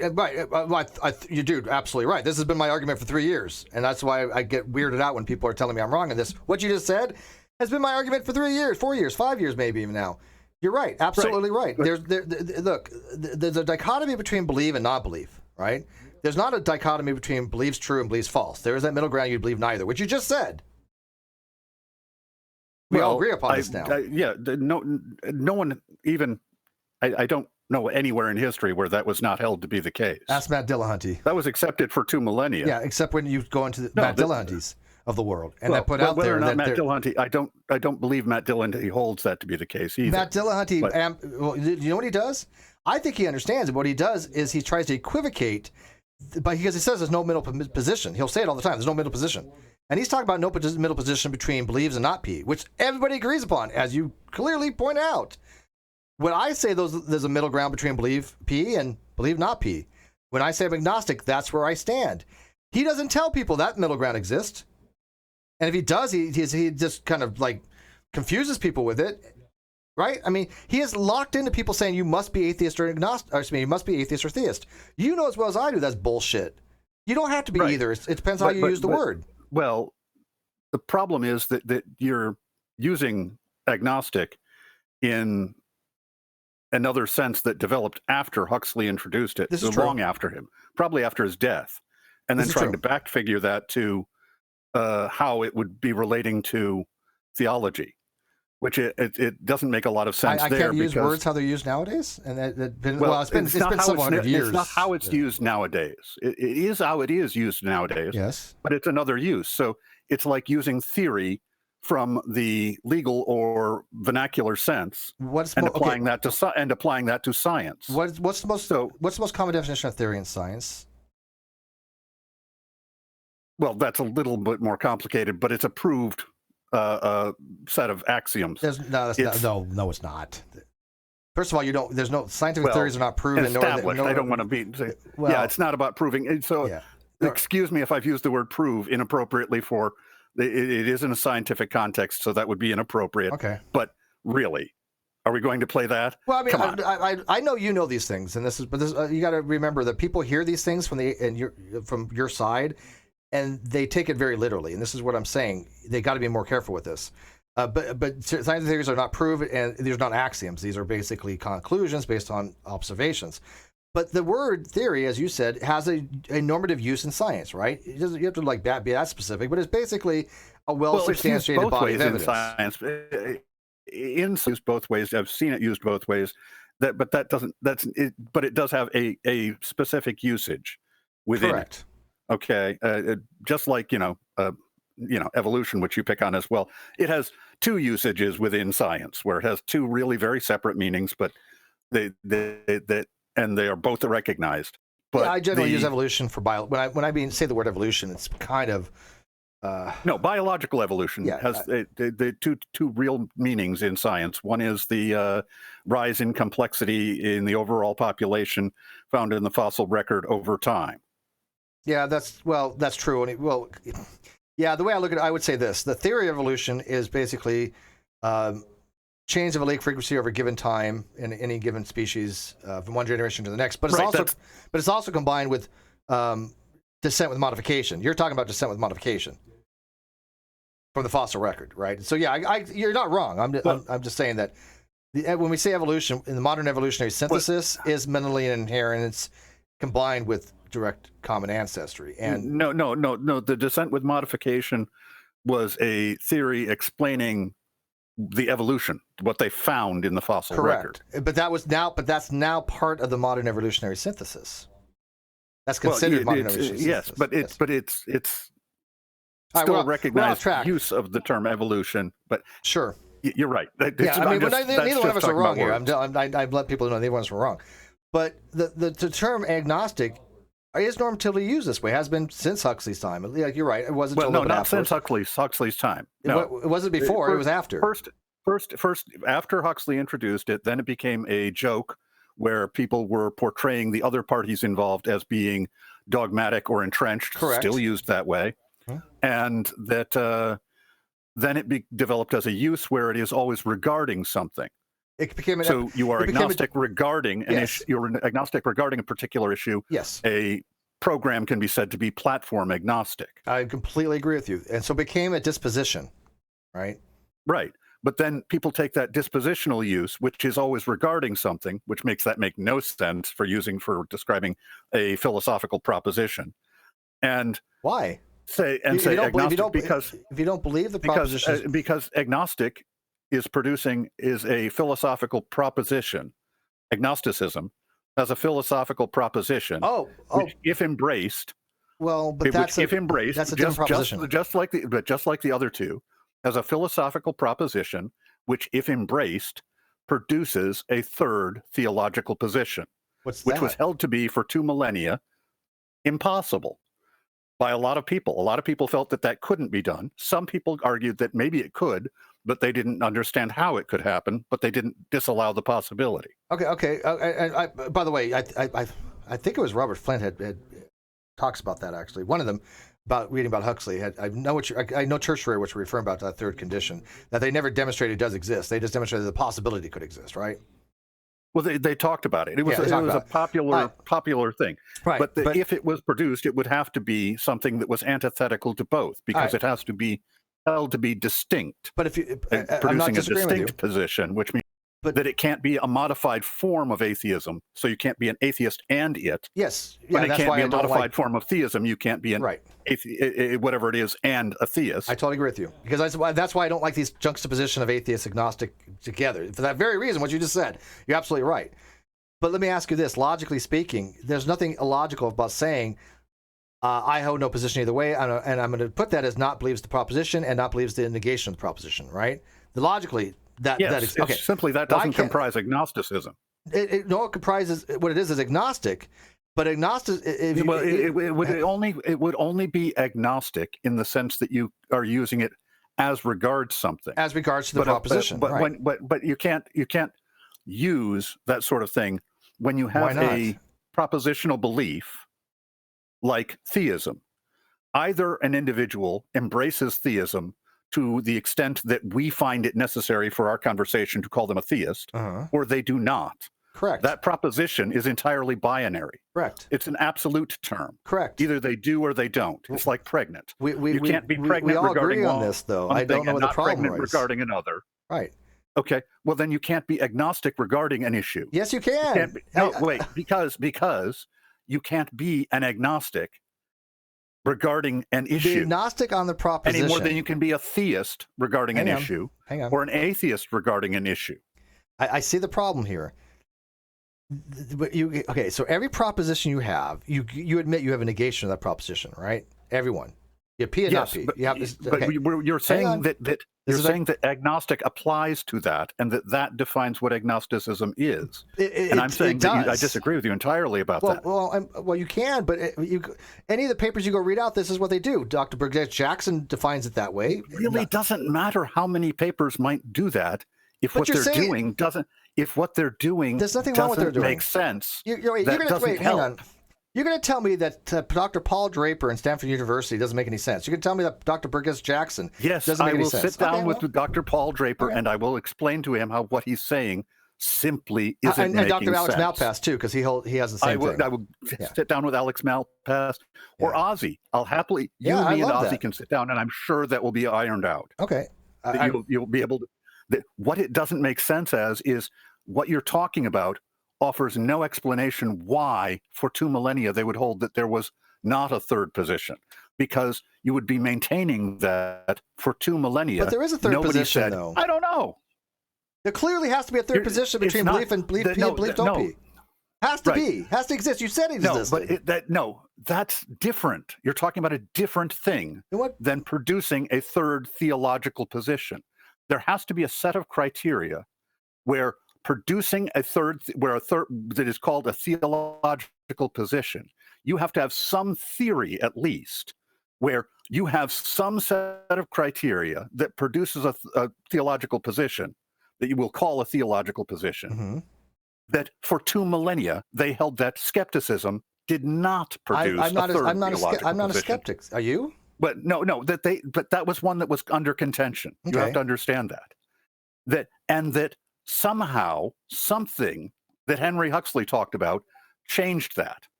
You have to cover. Do you remember where he coined it? Do you know why he coined agnosticism?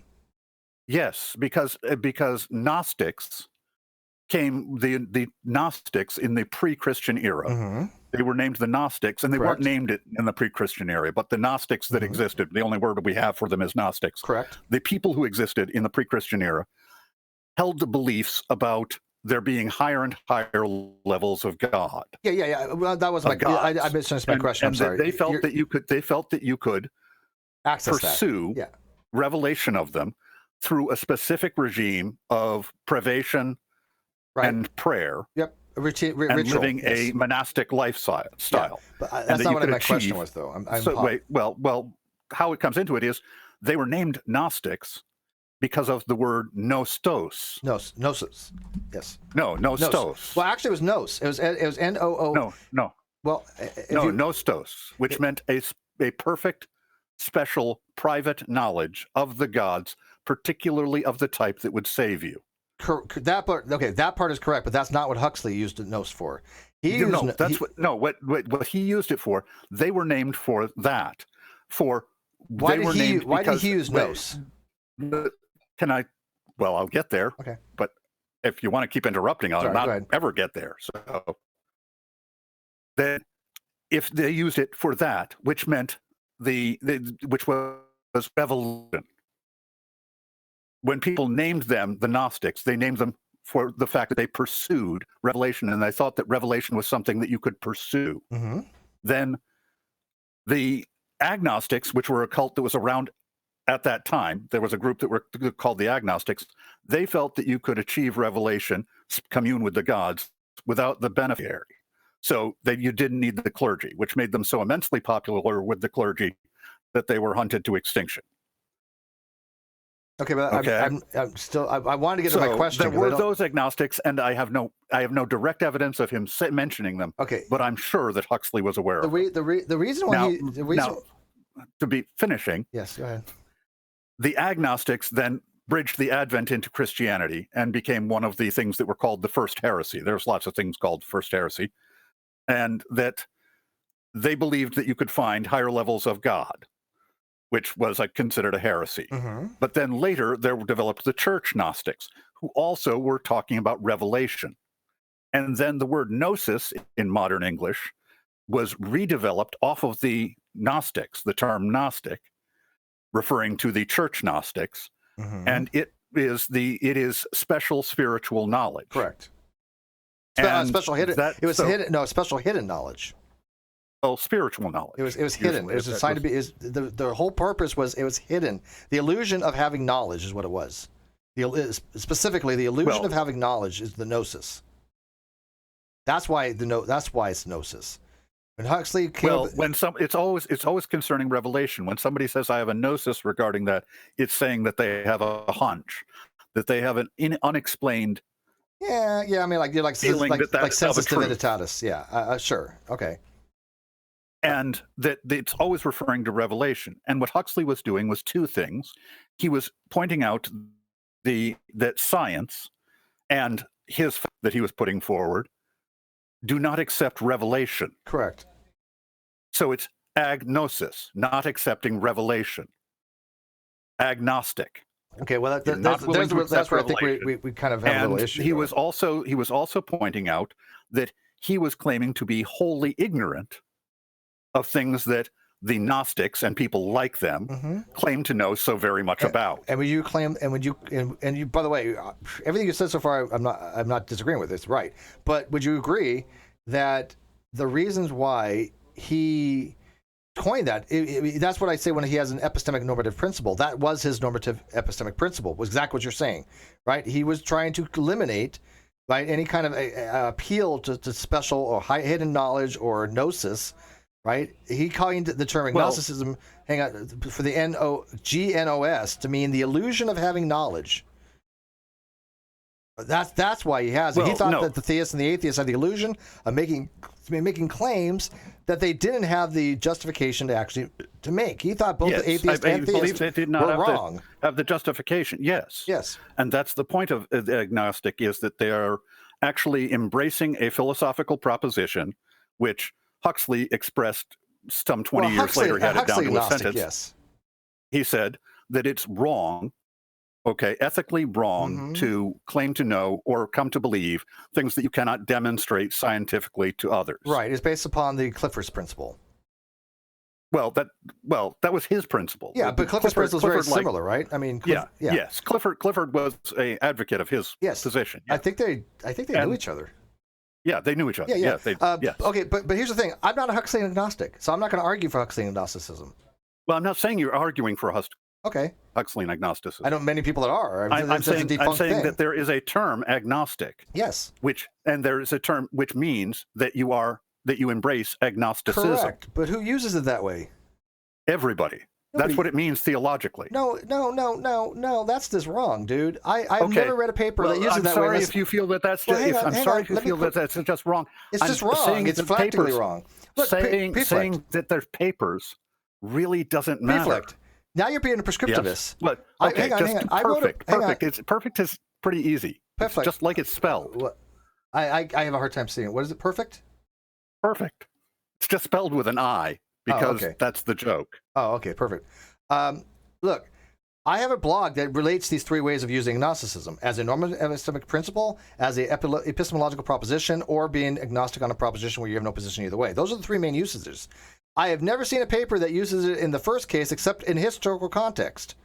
When you ever see, if somebody says, hey, I'm not talking about an epistemic normative principle. The way that Thomas Huxley... Okay, how would an epistemic normative principle introduced as an epistemic normative principle that you should never be able to believe anything without reason? Theological position. Because you shouldn't accept theological claims without justification. That's a philosophical proposition. Theology is philosophy. Well, wait. And as a philosophical proposition, that means it's the same as God exists or God doesn't exist. Either one. Correct. There's no middle ground there. All of them count as a philosophical proposition. Okay, and they are a propositional belief. Do you believe this to be true? No. And if you, yes. No. I mean, I'm answering your question. I don't. The proposition God exists. I think that I don't hold that proposition to be true. Yes. But no. But you don't hold that proposition to be true. All right, so if you embrace that proposition, and then examine the possible existence of gods, it leads you to a definite conclusion, a distinct conclusion, and one, since we have no other conclusion as yet, that is distinct from all others. So it will it exists as a proposition, and that's theism. Then you have atheism, okay, which is the proposition that no gods exist. Correct. And then you have that it reflects on the possible existence of gods, and by embracing that proposition, it leads the individual to a conclusion regarding the possible existence of gods, and it's a distinct conclusion. It's distinct from theism. So you cannot embrace it and embrace the other at the same time. Yeah, they're called contradictories. Yes. Yes. I mean, I understand exactly what you're saying. I don't know why you think I'm wrong on anything, though. They are antithetical to each other. But you've just described my position for the last 3 years, and I'm not... Now, whatever Huxley introduced was understood to do exactly the same thing by exactly the same rules. And it does. Okay, so let me get this out here. But what you're talking about doesn't. Okay, perfect. So one of the things that we can say about the word agnosticism is that it is a philosophical proposition which is understood to produce. It is a philosophical proposition that is understood to produce a third theological position. And what you're talking about as a definition for it does not do that. Okay, can I talk now? Because agnosticism, as held in academia to be normative, and again, I don't care if you disagree or not on this, you can go look it up, this is objective, and I know you don't like Dr. Draper, you don't like Stanford Encyclopedia, but does he not make it very clear that agnosticism is a psychological position, not a propositional one? Does he not state that explicitly? I believe he does. Okay, but that doesn't change the fact that he was behaving silly in public. The reason why he does this, because agnosticism must be a psychological state, because it's a psychological state of suspending judgment. Now, you said earlier something that I found interesting. You said that the atheist proposition is God does not exist, which, by the way, I've been saying for a long time. Proposition of atheism. Proposition of atheism. I'm told by atheists sometimes atheism doesn't have proposition, which is bullshit. But no, that isn't bullshit. That's just it. They're getting confused because that's another word that came into the language through. Well, it came in by a different. Well, if they're confused, they're just wrong, right? Why are they telling me something when they're wrong? No, because they're okay. They're getting confused. That isn't just wrong. But they're still wrong. They're well, it depends on what you mean by wrong.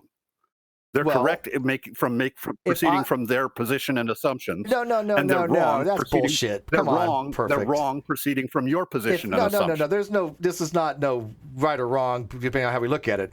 There's a fact of the matter to be had. The fact of the matter to be had is the fact of the matter to be had. I'm not saying the things you're saying. I'm saying so. Arguing against them is not going to be particularly useful. Okay, but I want to get this out here. The fact of the matter is... Okay, so you want to have an argument with a straw man, and do I really need to be here for it? At this point, whatever. But I'm going to get this out. The fact of the matter is, there is an atheist proposition. The proposition of atheism is God does not exist. You've agreed with this. This is something that most people that understand philosophy would agree with. So I get atheists telling me it is not the case that there's a proposition to be had with atheism. That is wrong. There is no, let's just equivocate. Let's just, well, you said, and they believe, and you believe. No, there's an objective measure to be had here, and anybody who says otherwise has got to be fundamentally objectively wrong, because you can go look and see the proposition of atheism is the belief that God does not exist. Period. That's objective fact, right? Would you like perhaps at this time to have a discussion about prescriptivist behavior?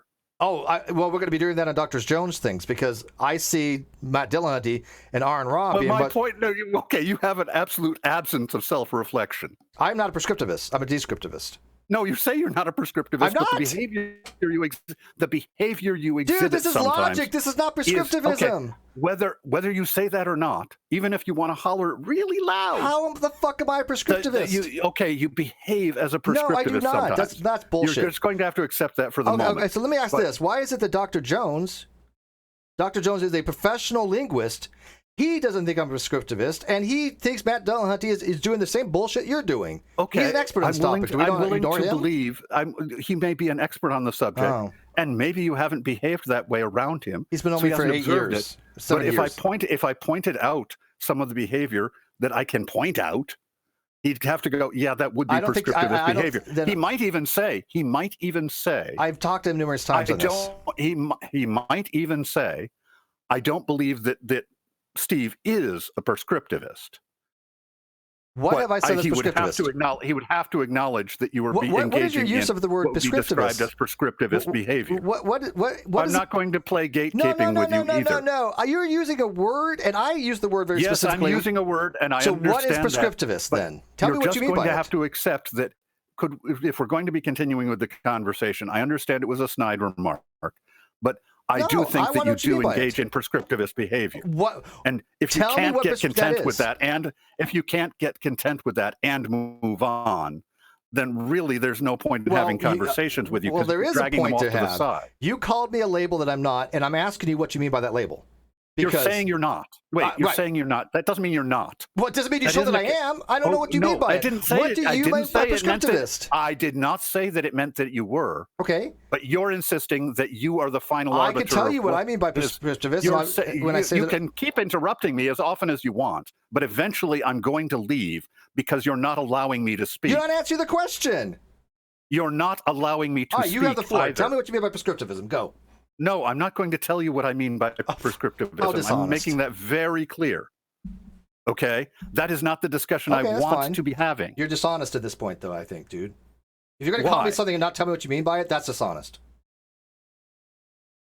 I'm meaning exactly the same thing that you're meaning. I don't think we have any differences of meaning, but I'm not going to play the game. Well, I disagree because I think that we're not using it the same way then because I'm not a prescriptivist. Okay, that's a possibility, and that would be wonderful to explore that later. But in the meantime, I'd like to continue exploring what we were exploring, go ahead. As opposed to dragging it off into these tangents. But I will tell you this, Eric Murphy looked at my evidence, and he definitely concluded I was not a prescriptivist, that I'm totally a descriptivist, and so does anybody who knows me. I didn't. Okay, whether or not you are a prescriptivist is something I would withhold judgment on, but I can point to a number of places where you behave as your behavior would be well described as a prescriptivist. I think you're wrong on that. I guarantee you're not going to describe one point. Not one thing in 8 years have I ever prescribed anything. Not one. Not one. No, where your behavior is prescriptivist. What is this? Tone policing? My behavior? What the hell does that mean? I'm behaviorally a prescriptivist? No, it's not. Okay. Come on. Here's an example. Okay. At like 34 minutes into your modern day debate after show, reading salty comments. Mm-hmm. Steve McRae exposed 100% clickbait exclamation point. Mm-hmm. Okay. It was like 34 minutes into that. You made some good comments about the language that they were using being a private language, that they were developing a private language argument, yeah. With anti-theist. Yeah. Regarding anti-theist. Yeah. And then you immediately flipped and said that wouldn't you be able to say that a theist was merely a anti-atheist? A theist is an anti-atheist? Because you couldn't, that a theist was an anti-atheist. Yeah, if you use the term anti-theist, it was about anti-theist. I said, it was about anti-theist. And so what I did, what I always do, if you use it this way, what happens? My goodness. It wasn't if you use it this way, what happens? When you used it that way, immediately you shut off the ability to consider that they were using theist. They said atheist was simply the lack of belief, and went to atheist is your definition. You can't consider a model where it is not used that way and actually treat it as if it was not used that way. That's a prescriptivist behavior. I don't even know what the hell you mean by that. I'm not being demeaning. Don't know what the fuck you just said. How could it be a theist be considered a anti-atheist? Okay. If atheist is considered to mean anti-theist, not embracing theism. Anti-theist. How could it? Anti-theist is generally understood as somebody who's against the belief that God exists and or religion. Not and or religion. I'm willing to accept that a lot of people accept that vernacularly.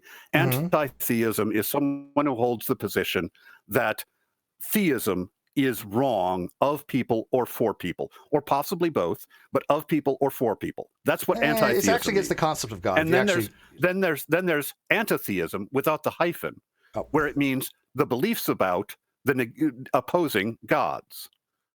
I don't. Which I don't. those I are don't two have separate words and two separate concepts. I don't think there's any distinction in the hyphen thing. But let's assume. But of course, there's a distinction in the hyphen thing because look at it. Look at the construction of the word. There's anti-theism, God beliefs about God, and your anti-beliefs about God. The other one is that beliefs, the ism at the end, about opposing God. Do you think being anti-God? Do you think anti-theism should be used as the position that believes gods don't exist? No, that's ridiculous. That's what I was talking about. Yes, I understand that. Okay, I understand that, and you had good points about there being developing a private language, because the next comment that you make is only with the consideration that atheism, which they were explicit about how they were using it in their comment, is used to mean the belief that there are no gods. Mm-hmm. You have difficulty actually in evaluating a model where it isn't used the way you want to use it. I can do an internal critique. And you then evaluate it using it the way you want to use it. You know why that's bullshit? But you get that. Hang on. You know why that's bullshit? Because I have a whole blog doing external and internal critiques of the lack of belief atheist position. I know how they use it. I understand how they use it. And I show the problems with them using it that way. I have to be able to understand it to show the problems it leads to. And I'm not saying that you've never done any blog or any entry that was not like that and so on. But it is telling, and it is what you did there would be indicative of prescriptivist behavior. But what am I prescribing though? When you are speaking extemporaneously, you have some difficulty considering a model where it isn't being used your way. Again, I've done this for 5 fucking years, dude. I know how they use it. What do you mean I have a hard time understanding? I understand That's ridiculous. That. I'm not saying understanding it. I'm said using. I could use it their way if I wanted to. You can't step into and evaluate a model. Sure could. Absolutely. Okay, maybe you can, but the fact is that when you're caught off guard and you do, you frequently don't. I got a super chat to read real quick. Helios, $10. Okay. You know what is relevant to modern usage of words? Origin, hence awesome, is used when you encounter something terrifying or egregious to mean someone producing exceptional or distinguished works. Yeah, I mean, awesome, by the way, was big in the 80s, right? So, yeah, I mean, words, look, I'm the first person to say words have changed over time. There's synchronic versus diachronic usage, right? So I know that words will change diachronically, but I don't understand anything that you're saying, Perfect, of how this is affecting any of my arguments whatsoever. You've basically been arguing stuff that I've no idea have any relevancy whatsoever. My simple argument has been there's a third position between belief and believes P and believes not P. That position is called an agnostic in Okay, why academia? would it be called agnostic? It is called agnostic in academia? Yes. But it certainly doesn't describe agnosticism. Well, no, agnosticism is the psychological state. No, it's not a psychological state. Now who's being prescriptive? It's embracing a philosophical position. And it's not being prescriptivist. It's saying agnosticism is a philosophical proposition not which, if embraced, does produce which if embraced does produce a third theological position. Okay, so once again, I don't think that third position exists because either God exists or he doesn't. I don't think there's a third position to be had there. Okay. Okay. Would you like me to explain it? No, I really don't because I think it's irrelevant. Well, if embracing that proposition and then examining the God position does produce a third theological position, that seems to me that would be undercutting your argument quite a bit. Not at all. How does it undercut my argument when I say there's a third position between belief P and believes not P? Which you already agreed upon. It doesn't interfere with that at all. Right. There you go. So as Dr. Draper has said, his words, and you can disagree with them all you want, but this is how I read every paper. Go read Suspending Judgment by Dr. Dane Freeman. Same thing. Agnosticism is a and what they're saying psychological state of being makes sense. Well, it makes sense to me. It may not make sense to you. It makes sense to the readers. But what they're saying has absolutely no ability to account for what we know in history. What you acknowledge in history. Now you're bringing up an epistemological, etymological fallacy. You're saying how it was used in history with word usage? No, not how it would. No, how history transpired. I don't give a shit about history. It has no relevancy how we're using these words right now. Of course, history has a relevancy. No, it's called. But it literally is a fallacy. Okay. No, it literally isn't. You're trying to interpret it as being one. So when Dr. Draper's... I'm having difficulty getting past your guard to make you understand. When Dr. Draper... Well, you said, look, man, you're trying to say Dr. Draper's wrong, McCormick's wrong, Smart's wrong, Jackson's wrong, and I will happily tell them if they want to be holding the positions that you are espousing, I will happily tell them they were wrong, and I will happily discuss it with them. But you haven't described what's wrong. I think I am describing. You just say that I'm not using the word right, which is prescriptivism. I'm not saying you're not. I am saying that you're not using the word right. Oh, but prescriptivism. But that is not just what I'm saying. That's prescriptivism. You're saying I'm using the wrong word incorrectly. Are you kidding me? I'm not using the word incorrectly. I'm using it in relationship to the academic things that I've read and other people have read on these things. And you're prescriptively saying, well, you know what? That word doesn't mean that. They're using it wrong. I'm saying that there is a thing called agnosticism that exists, that was recognized in the time of Henry Huxley. 200 years ago? That was recognized. And you have, it's not 200 years ago. What was 100 years ago? It's like 120 years ago. Whatever. But that you have no idea what it is. I told you. Look, I said that's what I agreed with you. Huxley came up with this. Do you know where he was at when he coined this term? But you maintain that it doesn't. That there's. He was doing a symposium. Well, when he coined the term, it was like in where he was 1850. At. He was coined it when he was talking with people at a party, right? But and he coined the term because he felt No, there was a symposium for him to be giving a lecture on it. That's where he gave a lecture on concept that he had, which other people had found entertaining when he talked with them. He talked with a number of people over a course of a decade over the idea. Then he delivered it in 1869. And the reason why he wanted that third position, because, again, I do know what the fuck you're talking about, dude. Listen to me. God damn it, stop interrupting me. I do know what the fuck you're talking about. The third position, he called it, he felt like it was a fox without a tail, was his words were. Are you familiar with that expression? That was his third position. And where he said it. No, that wasn't his third position. Yes, it was. He didn't introduce it as a third position, which I believe he wanted something to describe his position that wasn't out there in the symposium, in the party that he was at. He didn't feel that the positions that people espoused described him. Yes, Correct. I understand all of that, and those are things that he did say about it. And I also contend he was self-educated. He was not well accepted in the community, and he was not well accepted in the philosophical community because he was self-educated. He had a hard enough time getting himself recognized as a comparative, what was it called? Comparative anatomist. He was a biologist, a botanist. He was not. He introduced it, and he introduced it. He was not introducing it as producing a third position. He, I think, understood that it did produce a third position. I think he wanted it to. But he allowed other people to draw that conclusion that it did produce a third position, which I don't think because it did, then they would embrace it and they'd carry it forward. So long story short, otherwise they would object to it because it was being introduced by him. Long story short, what is wrong with saying that Draper says agnosticism is a psychological position of being agnostic on P? That's how it's understood right now. How is that fun? How is that wrong? You're just saying, well, use this way a long time ago. I'm saying that as an understanding of it doesn't account for the fact that we can also say about agnosticism that it produces a third theological position. I'm done. I'm done. I can't do this. This is ridiculous. Dude, whatever he's describing, keep going back to that. Does not.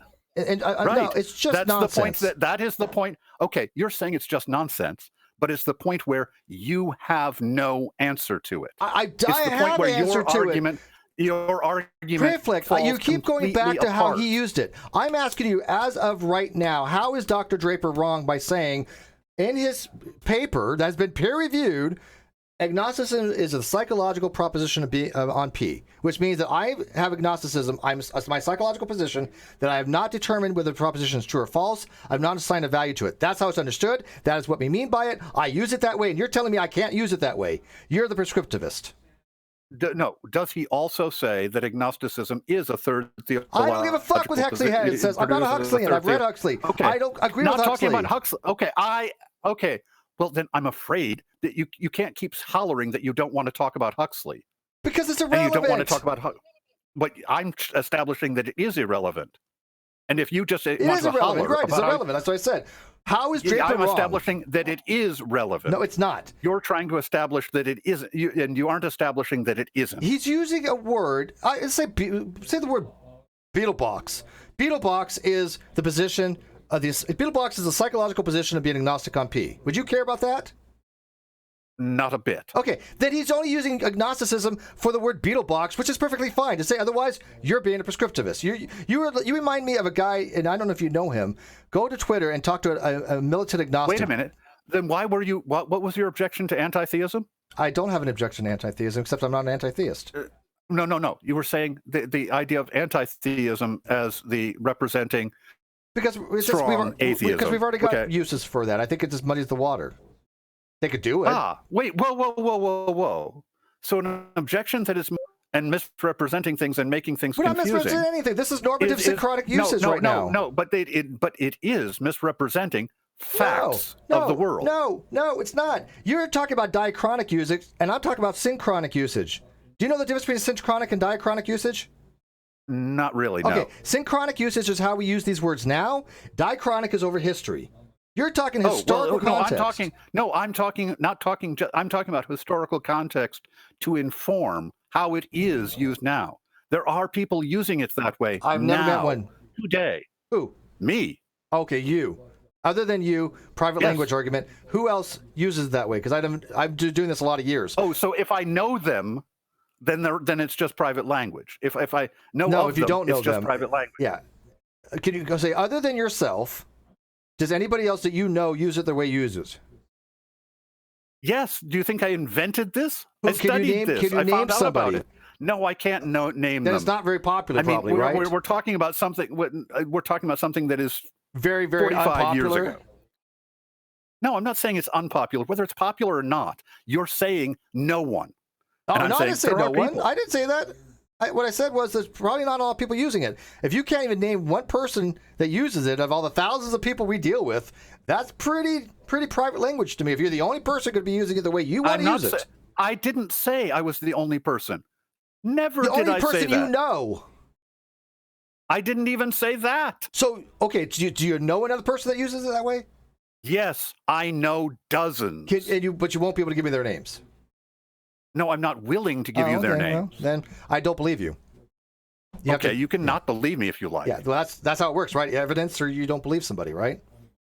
Well, that's possible, but I don't see where this would be such an extraordinary claim that if I said I had a dog, you'd be going, I have to not believe you. Well, let me ask, this is not an argument for popularity. This is a straw poll. I have, close to 80, 90, 100 people watching, whatever.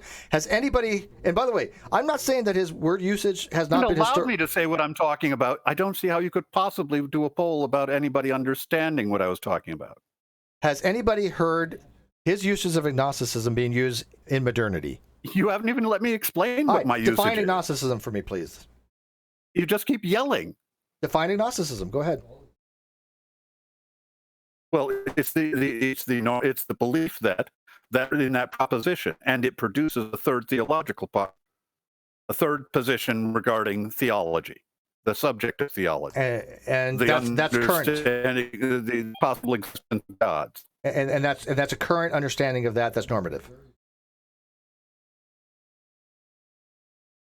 That's normative. That's normative. What you would normally find if you read a paper on this. Most people are using it that way. Yeah. I didn't say that either. Okay. So it's why not are you very adding widespread. Those things? So why are you saying those things? Because it's not very widespread, is it? I don't think it is. No. Right. Because there are people it's 120 like years antiquated. No, it's not 120 years antiquated. And if you want, we can discuss that. But I think that part of why it isn't very popular is because people like you latch onto something because you want to pretend that you are lost in a wasteland where there's no history and you have to pretend like the apocalypse. Oh, so happened. etymological. Okay. So again, going back you can't understand. That's say what it history means. doesn't matter. Etymological is that you're basing it on a historical context. No. Oh. No, that's to inform our current understanding. That's what etymology does. All right, so can you at least point me into that's like the various definitions. The definition you just gave. If you understand their etymology, you help to understand that they're actually different words they're pronounced the same, but they have different meanings. Okay, so the definition you just gave for Gnosticism. If I wanted to go research, and by the way, I'm not saying it wasn't used that way that long ago, but if I want to say in current modern philosophy, that word agnosticism is used that way as more time than when Dr. Draper described it, where would I go read this? I wanted to say that. I would not encourage you to say that. Oh, for fuck's sake. So we've decided that it's not the most current usage. You can't tell me anybody else uses it other than you, because you don't choose not to. You say that I'm using the word wrong, which is prescriptive behavior. I mean, this is like Contrarian City 101. I'm saying that you're using the word, and you're using it. Yes, you're using it when you say that's what agnosticism means. That's a categorical statement. No, that's wrong. Listen to me very carefully. That's what agnosticism means normatively, as best understood in the context of philosophy. Normatively, you keep people throwing out this word. But now when you say okay, you're saying it's normatively, and so on, which is not what you were saying before. It's what I've always said. So we'll work with that. But that you're saying that normatively, and that's how people use it in philosophy, and that's how people use it in this paper, and so on. Sure. And that's all very interesting. Mm-hmm. But what they're talking about can't be understood to be agnosticism, because there's no ism involved in it. Okay. Do you know what ism is in philosophy? There's no belief. No, that's not what ism is. Yes, it means ism is a propositional belief. Well, it's a proposition. Yeah, it doesn't necessarily have to be belief. No, ism is it means it's propositional usually, but agnosticism is not propositional. Agnosticism is held normatively as you're saying, but it's just using the ism anyway, because you're going to pretend that it isn't propositional, rather than saying that maybe the people who are using it understood those sorts of things and actually named it correctly. Named it correctly. And by the way, he's telling me I'm a prescriptivist, and he's telling me what is correctly named or not. Come on. That is not what I said. It's exactly what you said. Exactly what you said. No, it isn't. No, it isn't. So you don't think agnosticism can never be a psychological state of suspending disbelief? No, I did not say that you were prescriptivist. Can agnosticism ever be used to describe somebody who has... I did not say you were a prescriptivist. Could you respond to that comment? You're sure implying it. Yeah, you did. Wait, you did earlier. You said you had prescriptivist behavior. I said you've engaged in prescriptivist behavior. That people saying you're being a prescriptivist dude, if you can are talking about that. Come on, don't play that bullshit with me. You're trying to you're doing the same thing Matt does. There's a huge difference. No, it's not a fuck. If you're saying I'm doing that behavior, you're implying that I have that trait. Come on. We're not idiots around here. No, and that, okay. No, I'm not. Okay, so I'm not a prescriptivist, right? And no, I did not say that either. Am I? I in fact said am I that I would have to yes or no? It's a simple judgment. Question. I in fact went to the trouble of saying that I would have to withhold judgment on that. Oh, so you're agnostic on it. And that would be a subject for further examination. You're agnostic on it. Yeah, you could say I was agnostic. So you have the agnostic. So you have the agnosticism, which is the psychological state of the agnostic. You're holding to agnosticism with respect to this proposition. No, that's not a psychological state. Well, then you know what? I tell you what. We're going to end with this. I tell you what. Go write your paper. Explain to the world why Dr. Draper I understand is wrong. That you're just going to yell at me over and over again. You're warming up to be a really good Darth Dawkins clone. Oh, I'm done. Fuck this. No, dude, come on. That's bullshit. I know you just keep yelling at me. You interrupt me. You won't listen to me. I got 3 sentences out and you interrupted me. And you didn't answer any of my questions. And you won't listen to the arguments that you're presenting. I did answer your question. No, you didn't. You say I said things that I didn't. No, you didn't. I'm sorry, guys. Do you need some moderation here? Not really. So let me just get through this. So he doesn't think I'm a prescriptivist. Okay, fine. He thinks I use words incorrectly, which, by the way, is prescriptivist behavior. Right? I don't tell him he's using words wrong. Right? If he wants to use agnosticism in the way he wants to use it, knock yourself out. But it's not common. We've already established that. He can't tell me where to go find it as being common. Right? Now, sure, I'm going to grant him its historical context. Absolutely right. But I'm not dealing with historical context. I'm not a Huxleyan agnostic. So when I read Dr. Draper's work, that's peer-reviewed, and I accept that as my own usages, for him to come on along and say, well, Dr. Draper's wrong and I'm wrong, you need evidence for that. Not just your claims. You need to have evidence that a peer-reviewed paper is wrong beyond just saying, well, I use it this way. That's not saying that that's wrong.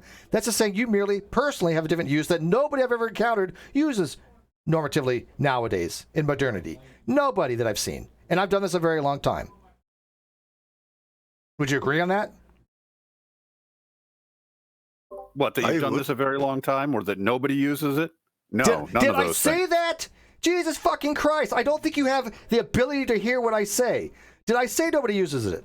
I go back and rewind the tape. That's not what I said. Yes. I said what I said was to you that you can't tell me who uses it. It's normatively doesn't seem to be the case. I don't know anybody that uses it. I don't know anybody that does. Doesn't mean that they don't exist. Right? So if I don't know anybody that does, you're claiming that you do, but you won't tell me who they are. There can't be a hell of a lot of them, I would think, because I've done this for a lot of years, and nobody that I know uses this way. That doesn't mean that nobody does. That's what you keep trying to make it out to be. But I didn't say nobody does. What I said was nobody that I know does. That's dishonest to try to change what I said into something else. So once again, would you agree that it's not that commonplace and that you are the only person that I've talked to that uses it that way? Would you agree with that? I don't know whether I'm the only person that uses that, so I take your word on that. But the point is not any of that. The point is that when I think it was you said that some Oppie, perhaps it was, Dr. Graham Oppie, do you know who he is? Was saying that agnosticism is the psychological state. Okay, that's prescriptive. That is saying what it is, and if that does not encompass what it is, I don't think you've read his work. First of all, that's not Oppie. That's Draper. If you don't know the difference between Dr. Graham Oppie and Draper. Sorry. I'm going by what you said. Have you read Draper? I believe so. Oh, I'm not sure. Oh my fucking God! I don't know. You believe so? I'd have to go look. I don't know, you and I don't care. So. You don't even fucking read these papers. Are you wasting an hour of my fucking time? Perfect. When you haven't even read Draper. What the hell kind of contradiction and bullshit is that? You're being a contrarian at this point. Are you out of your fucking mind, dude? You wasted an hour of my time talking about Dr. Draper's work, telling me he's wrong when you haven't even read him? Do you know what he writes for? Do you know what the Stanford Encyclopedia even is?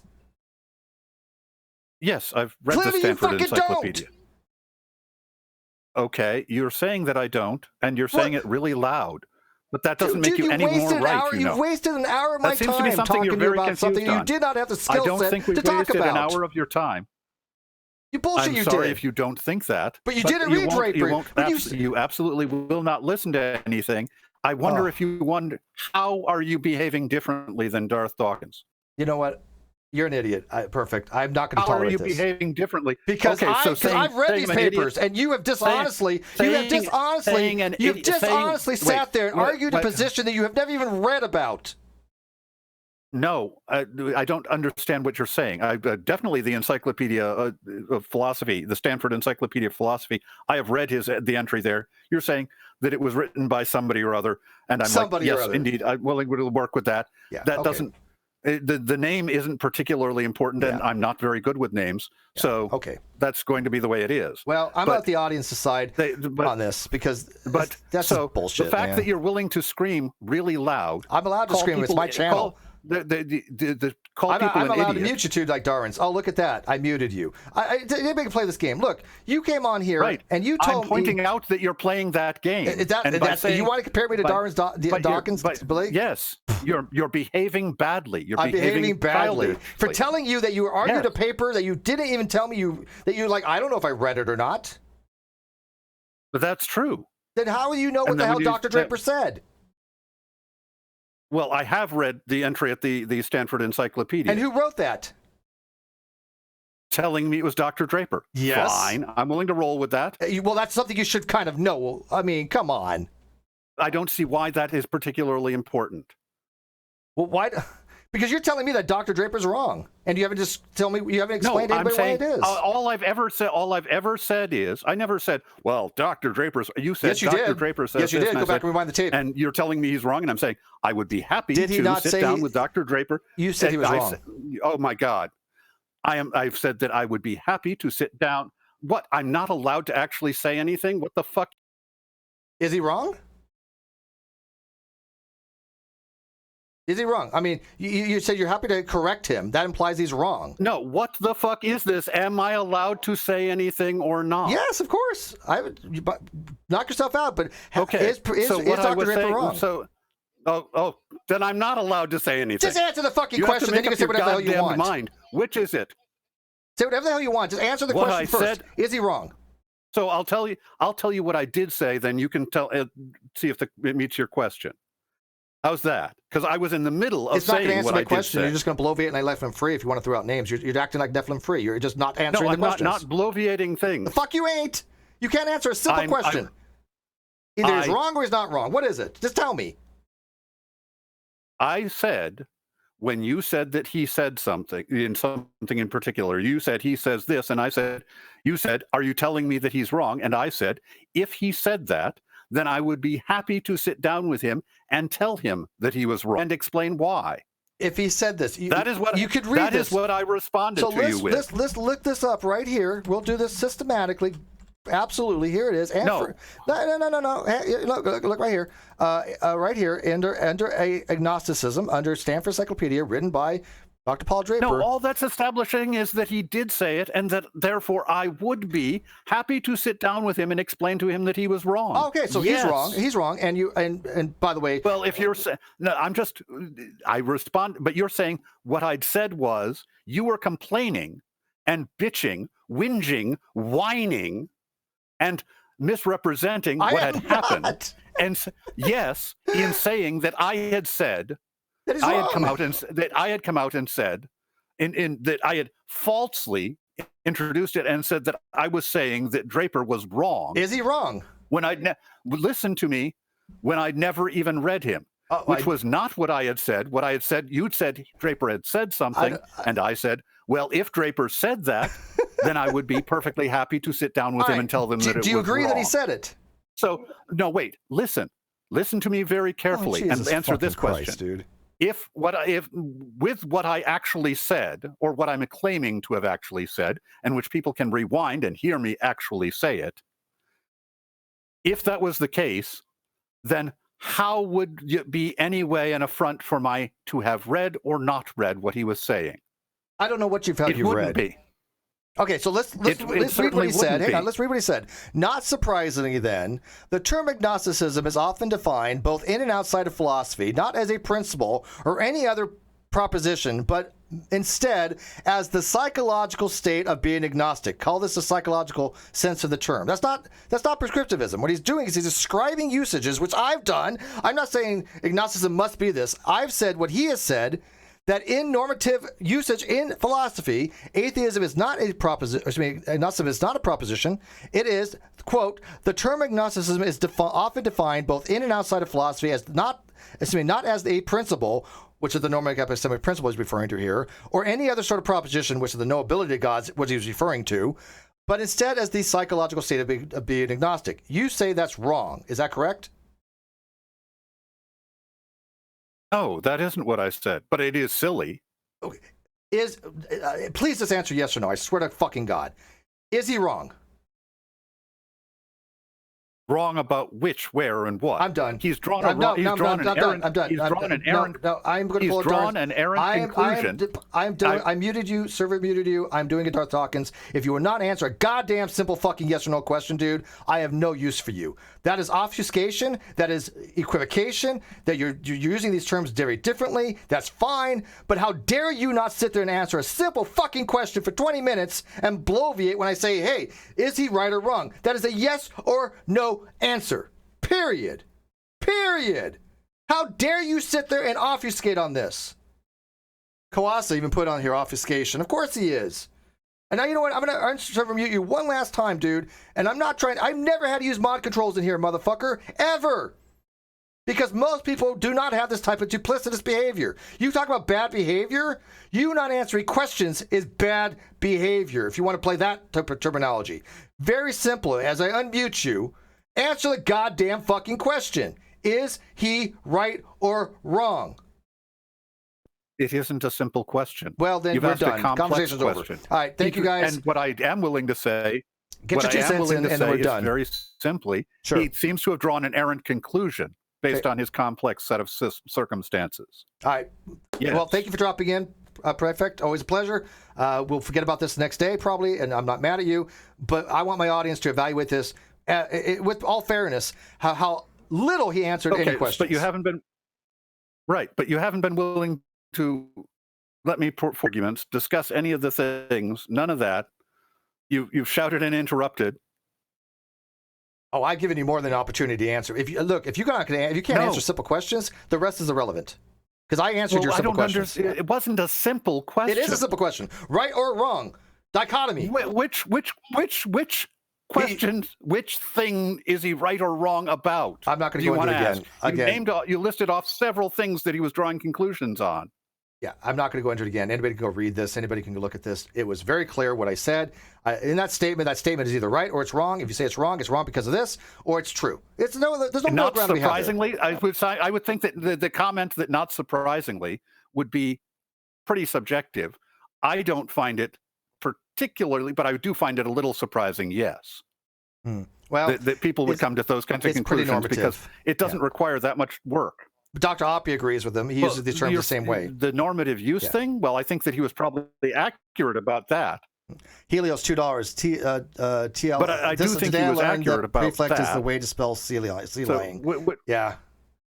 I feel like I've been sea lying, dude. I really do, because this is not normal questioning. This is not a Socratic method. This is not answering simple questions with very simple answers that could be answered very simple. Agnosticism is used throughout philosophy the same way Dr. Friedman uses it this way. Dr. Malpassig described it this way, logically using not B, not P, or excuse me, not BP and not B, not P. That's how I use it. That's how Dr. Oppie has described it, as Dr. Burgess Jackson has used it. Everybody that I've read on this particular topic uses it exactly the same I'm using it, and Perfect comes along and says, you know what, all you guys are wrong. You can't use it that way because reasons of history.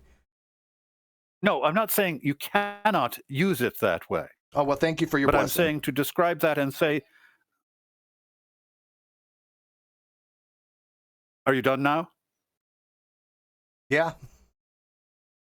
Okay. You have the floor.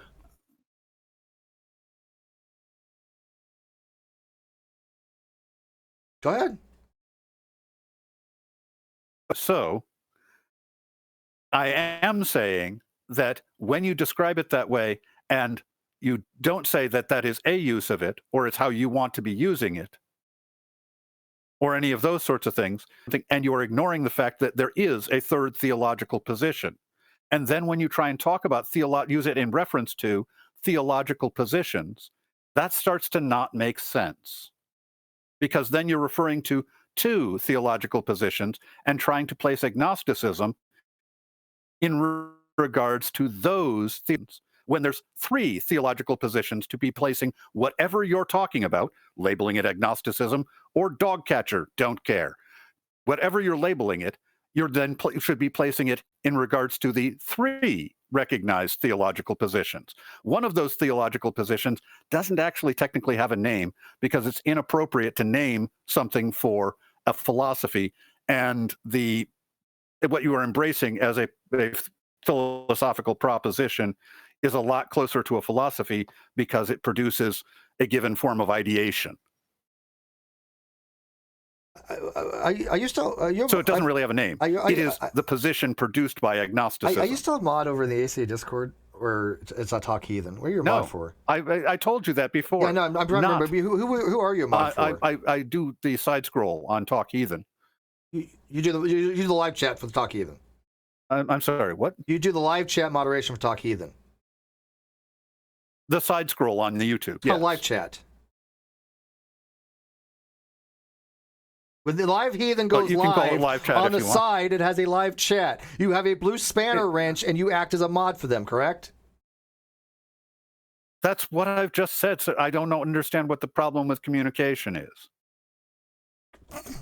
I don't know why. I can't make this any fucking simpler. I mean, this is like, I feel like I've walked into Wonderland. Am I like on DMT? Is this like, I mean, for Alan Fudd to come out real quick and say, what is it, on candid camera? When I say I don't understand what the problem with communication is? I just asking you who you modded for, and I got, so you do.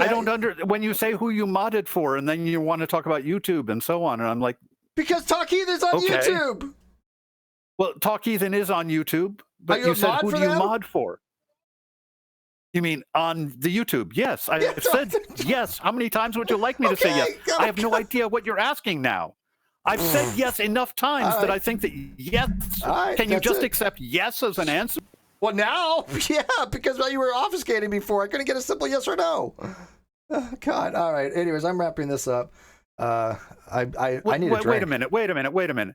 But you were asking who, I'm not a mod on the ACA, which I would assume you were meaning the ACA. This is part of the ACA, isn't it? But I'm not a mod on the ACA Discord. No, that's right, and you corrected How many that. times do I said I agreed with you, and I said okay, not that, and I'm trying to figure out what you're modded for. I thought it was Talk Heathens, and I still think it's Talk Heathens now that you've said yes, and Talk Heathens is still part of the ACA. And the Atheist Experience. There's two of the shows that I do. You're on mod of the Atheist Experience as well? Yeah, on their side scroll, yes. Okay, so Atheist Experience and Talk Heathens, you're moderating the live chat. Yeah. Okay. Yes. There we go. All right, we reached. Took 10 minutes to get very simple answers. On the YouTube side scroll. Yes, it's called a live chat. Okay, just do you know it's called a live chat? I'm sorry if you really like that term, but I prefer side scroll. Private language. This is a perfect example when you make up your own language, right? I mean, it's like, yeah, I know what he means by that, the side scroll, but the rest of the world calls it live chat. Okay, that's fine. Whatever. Okay, hang on. Both of y'all need to calm down. Take a breath. I'm fine, dude. See, if I ask Clockwork, hey, Clockwork, are you a mod for my Discord? He'll just say yes. Boom, done. I don't have to sit there and... Yes, I am. Yeah. But anyways, I got to wrap this up. This has gone way too long, and I seriously need to have a freaking drink, and I'm not talking about this water that I've been trying to nurse. I need to have a shot of scotch. But anyways, guys, thanks for watching this. I do want to thank Autumn if she gets to listen to this later. I think that was really great. But I want to point this out. You see, when Autumn came on, look, we had a dialectic. We had a really good conversation, right? I don't like this obfuscation, and I don't like... okay, you're going to have to, if you're going to be making veiled that's not veiled. comparisons like that. Yeah, I haven't obfuscated a bit. Well, I believe that you have. So right. Okay. But you see, but you're unwilling to back that up, right? This video backs that up. I don't think this video does back that up. Well, then people can decide on themselves, right? All they got to do is watch and go, yeah, I think Steve's right or he's wrong. You know what they'll do? Steve's right, Steve's wrong. If they say I'm wrong, that's fine. At least they made a decision. If they say I'm right, at least they made a decision. Yes, no. It's not that complicated to make these very simple decisions. You're right or you're wrong. Perfect. You have been kind of talking in circles. And my audience has kind of been saying the same thing. So it's not I haven't even been allowed to finish a thought. Oh, that's just bullshit. I want to chime in here very quickly and say just because someone is yelling or loud doesn't make him wrong. And you kind of gave oil into the fire by saying the Darth Dawkins thing. So yeah, that's a little hyperbolic. And you don't give his... Yeah, that's a little hyperbolic. And it's also when you're saying, well, you have prescriptivist behaviors, but you can't really describe any. I went and described one prescriptive behavior. No, you didn't. You think you did, but you really didn't. And then you tell me, oh, well, I think I've read Draper on SCP. I don't know. Does he really say that? No, I didn't say I think I've read Draper on SCP. Well, I never said that. And you're representing it that way is dishonest.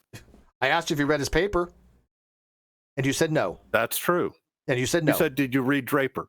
Yeah. You said, did you read Draper? Right. And what does Draper write for? SCP. All you got to say is, yeah, I read Draper. I read him on SCP. But when you said that, I was like, oh, well, then that's what you mean. Yes, I've read that. Then I answered that question without a problem.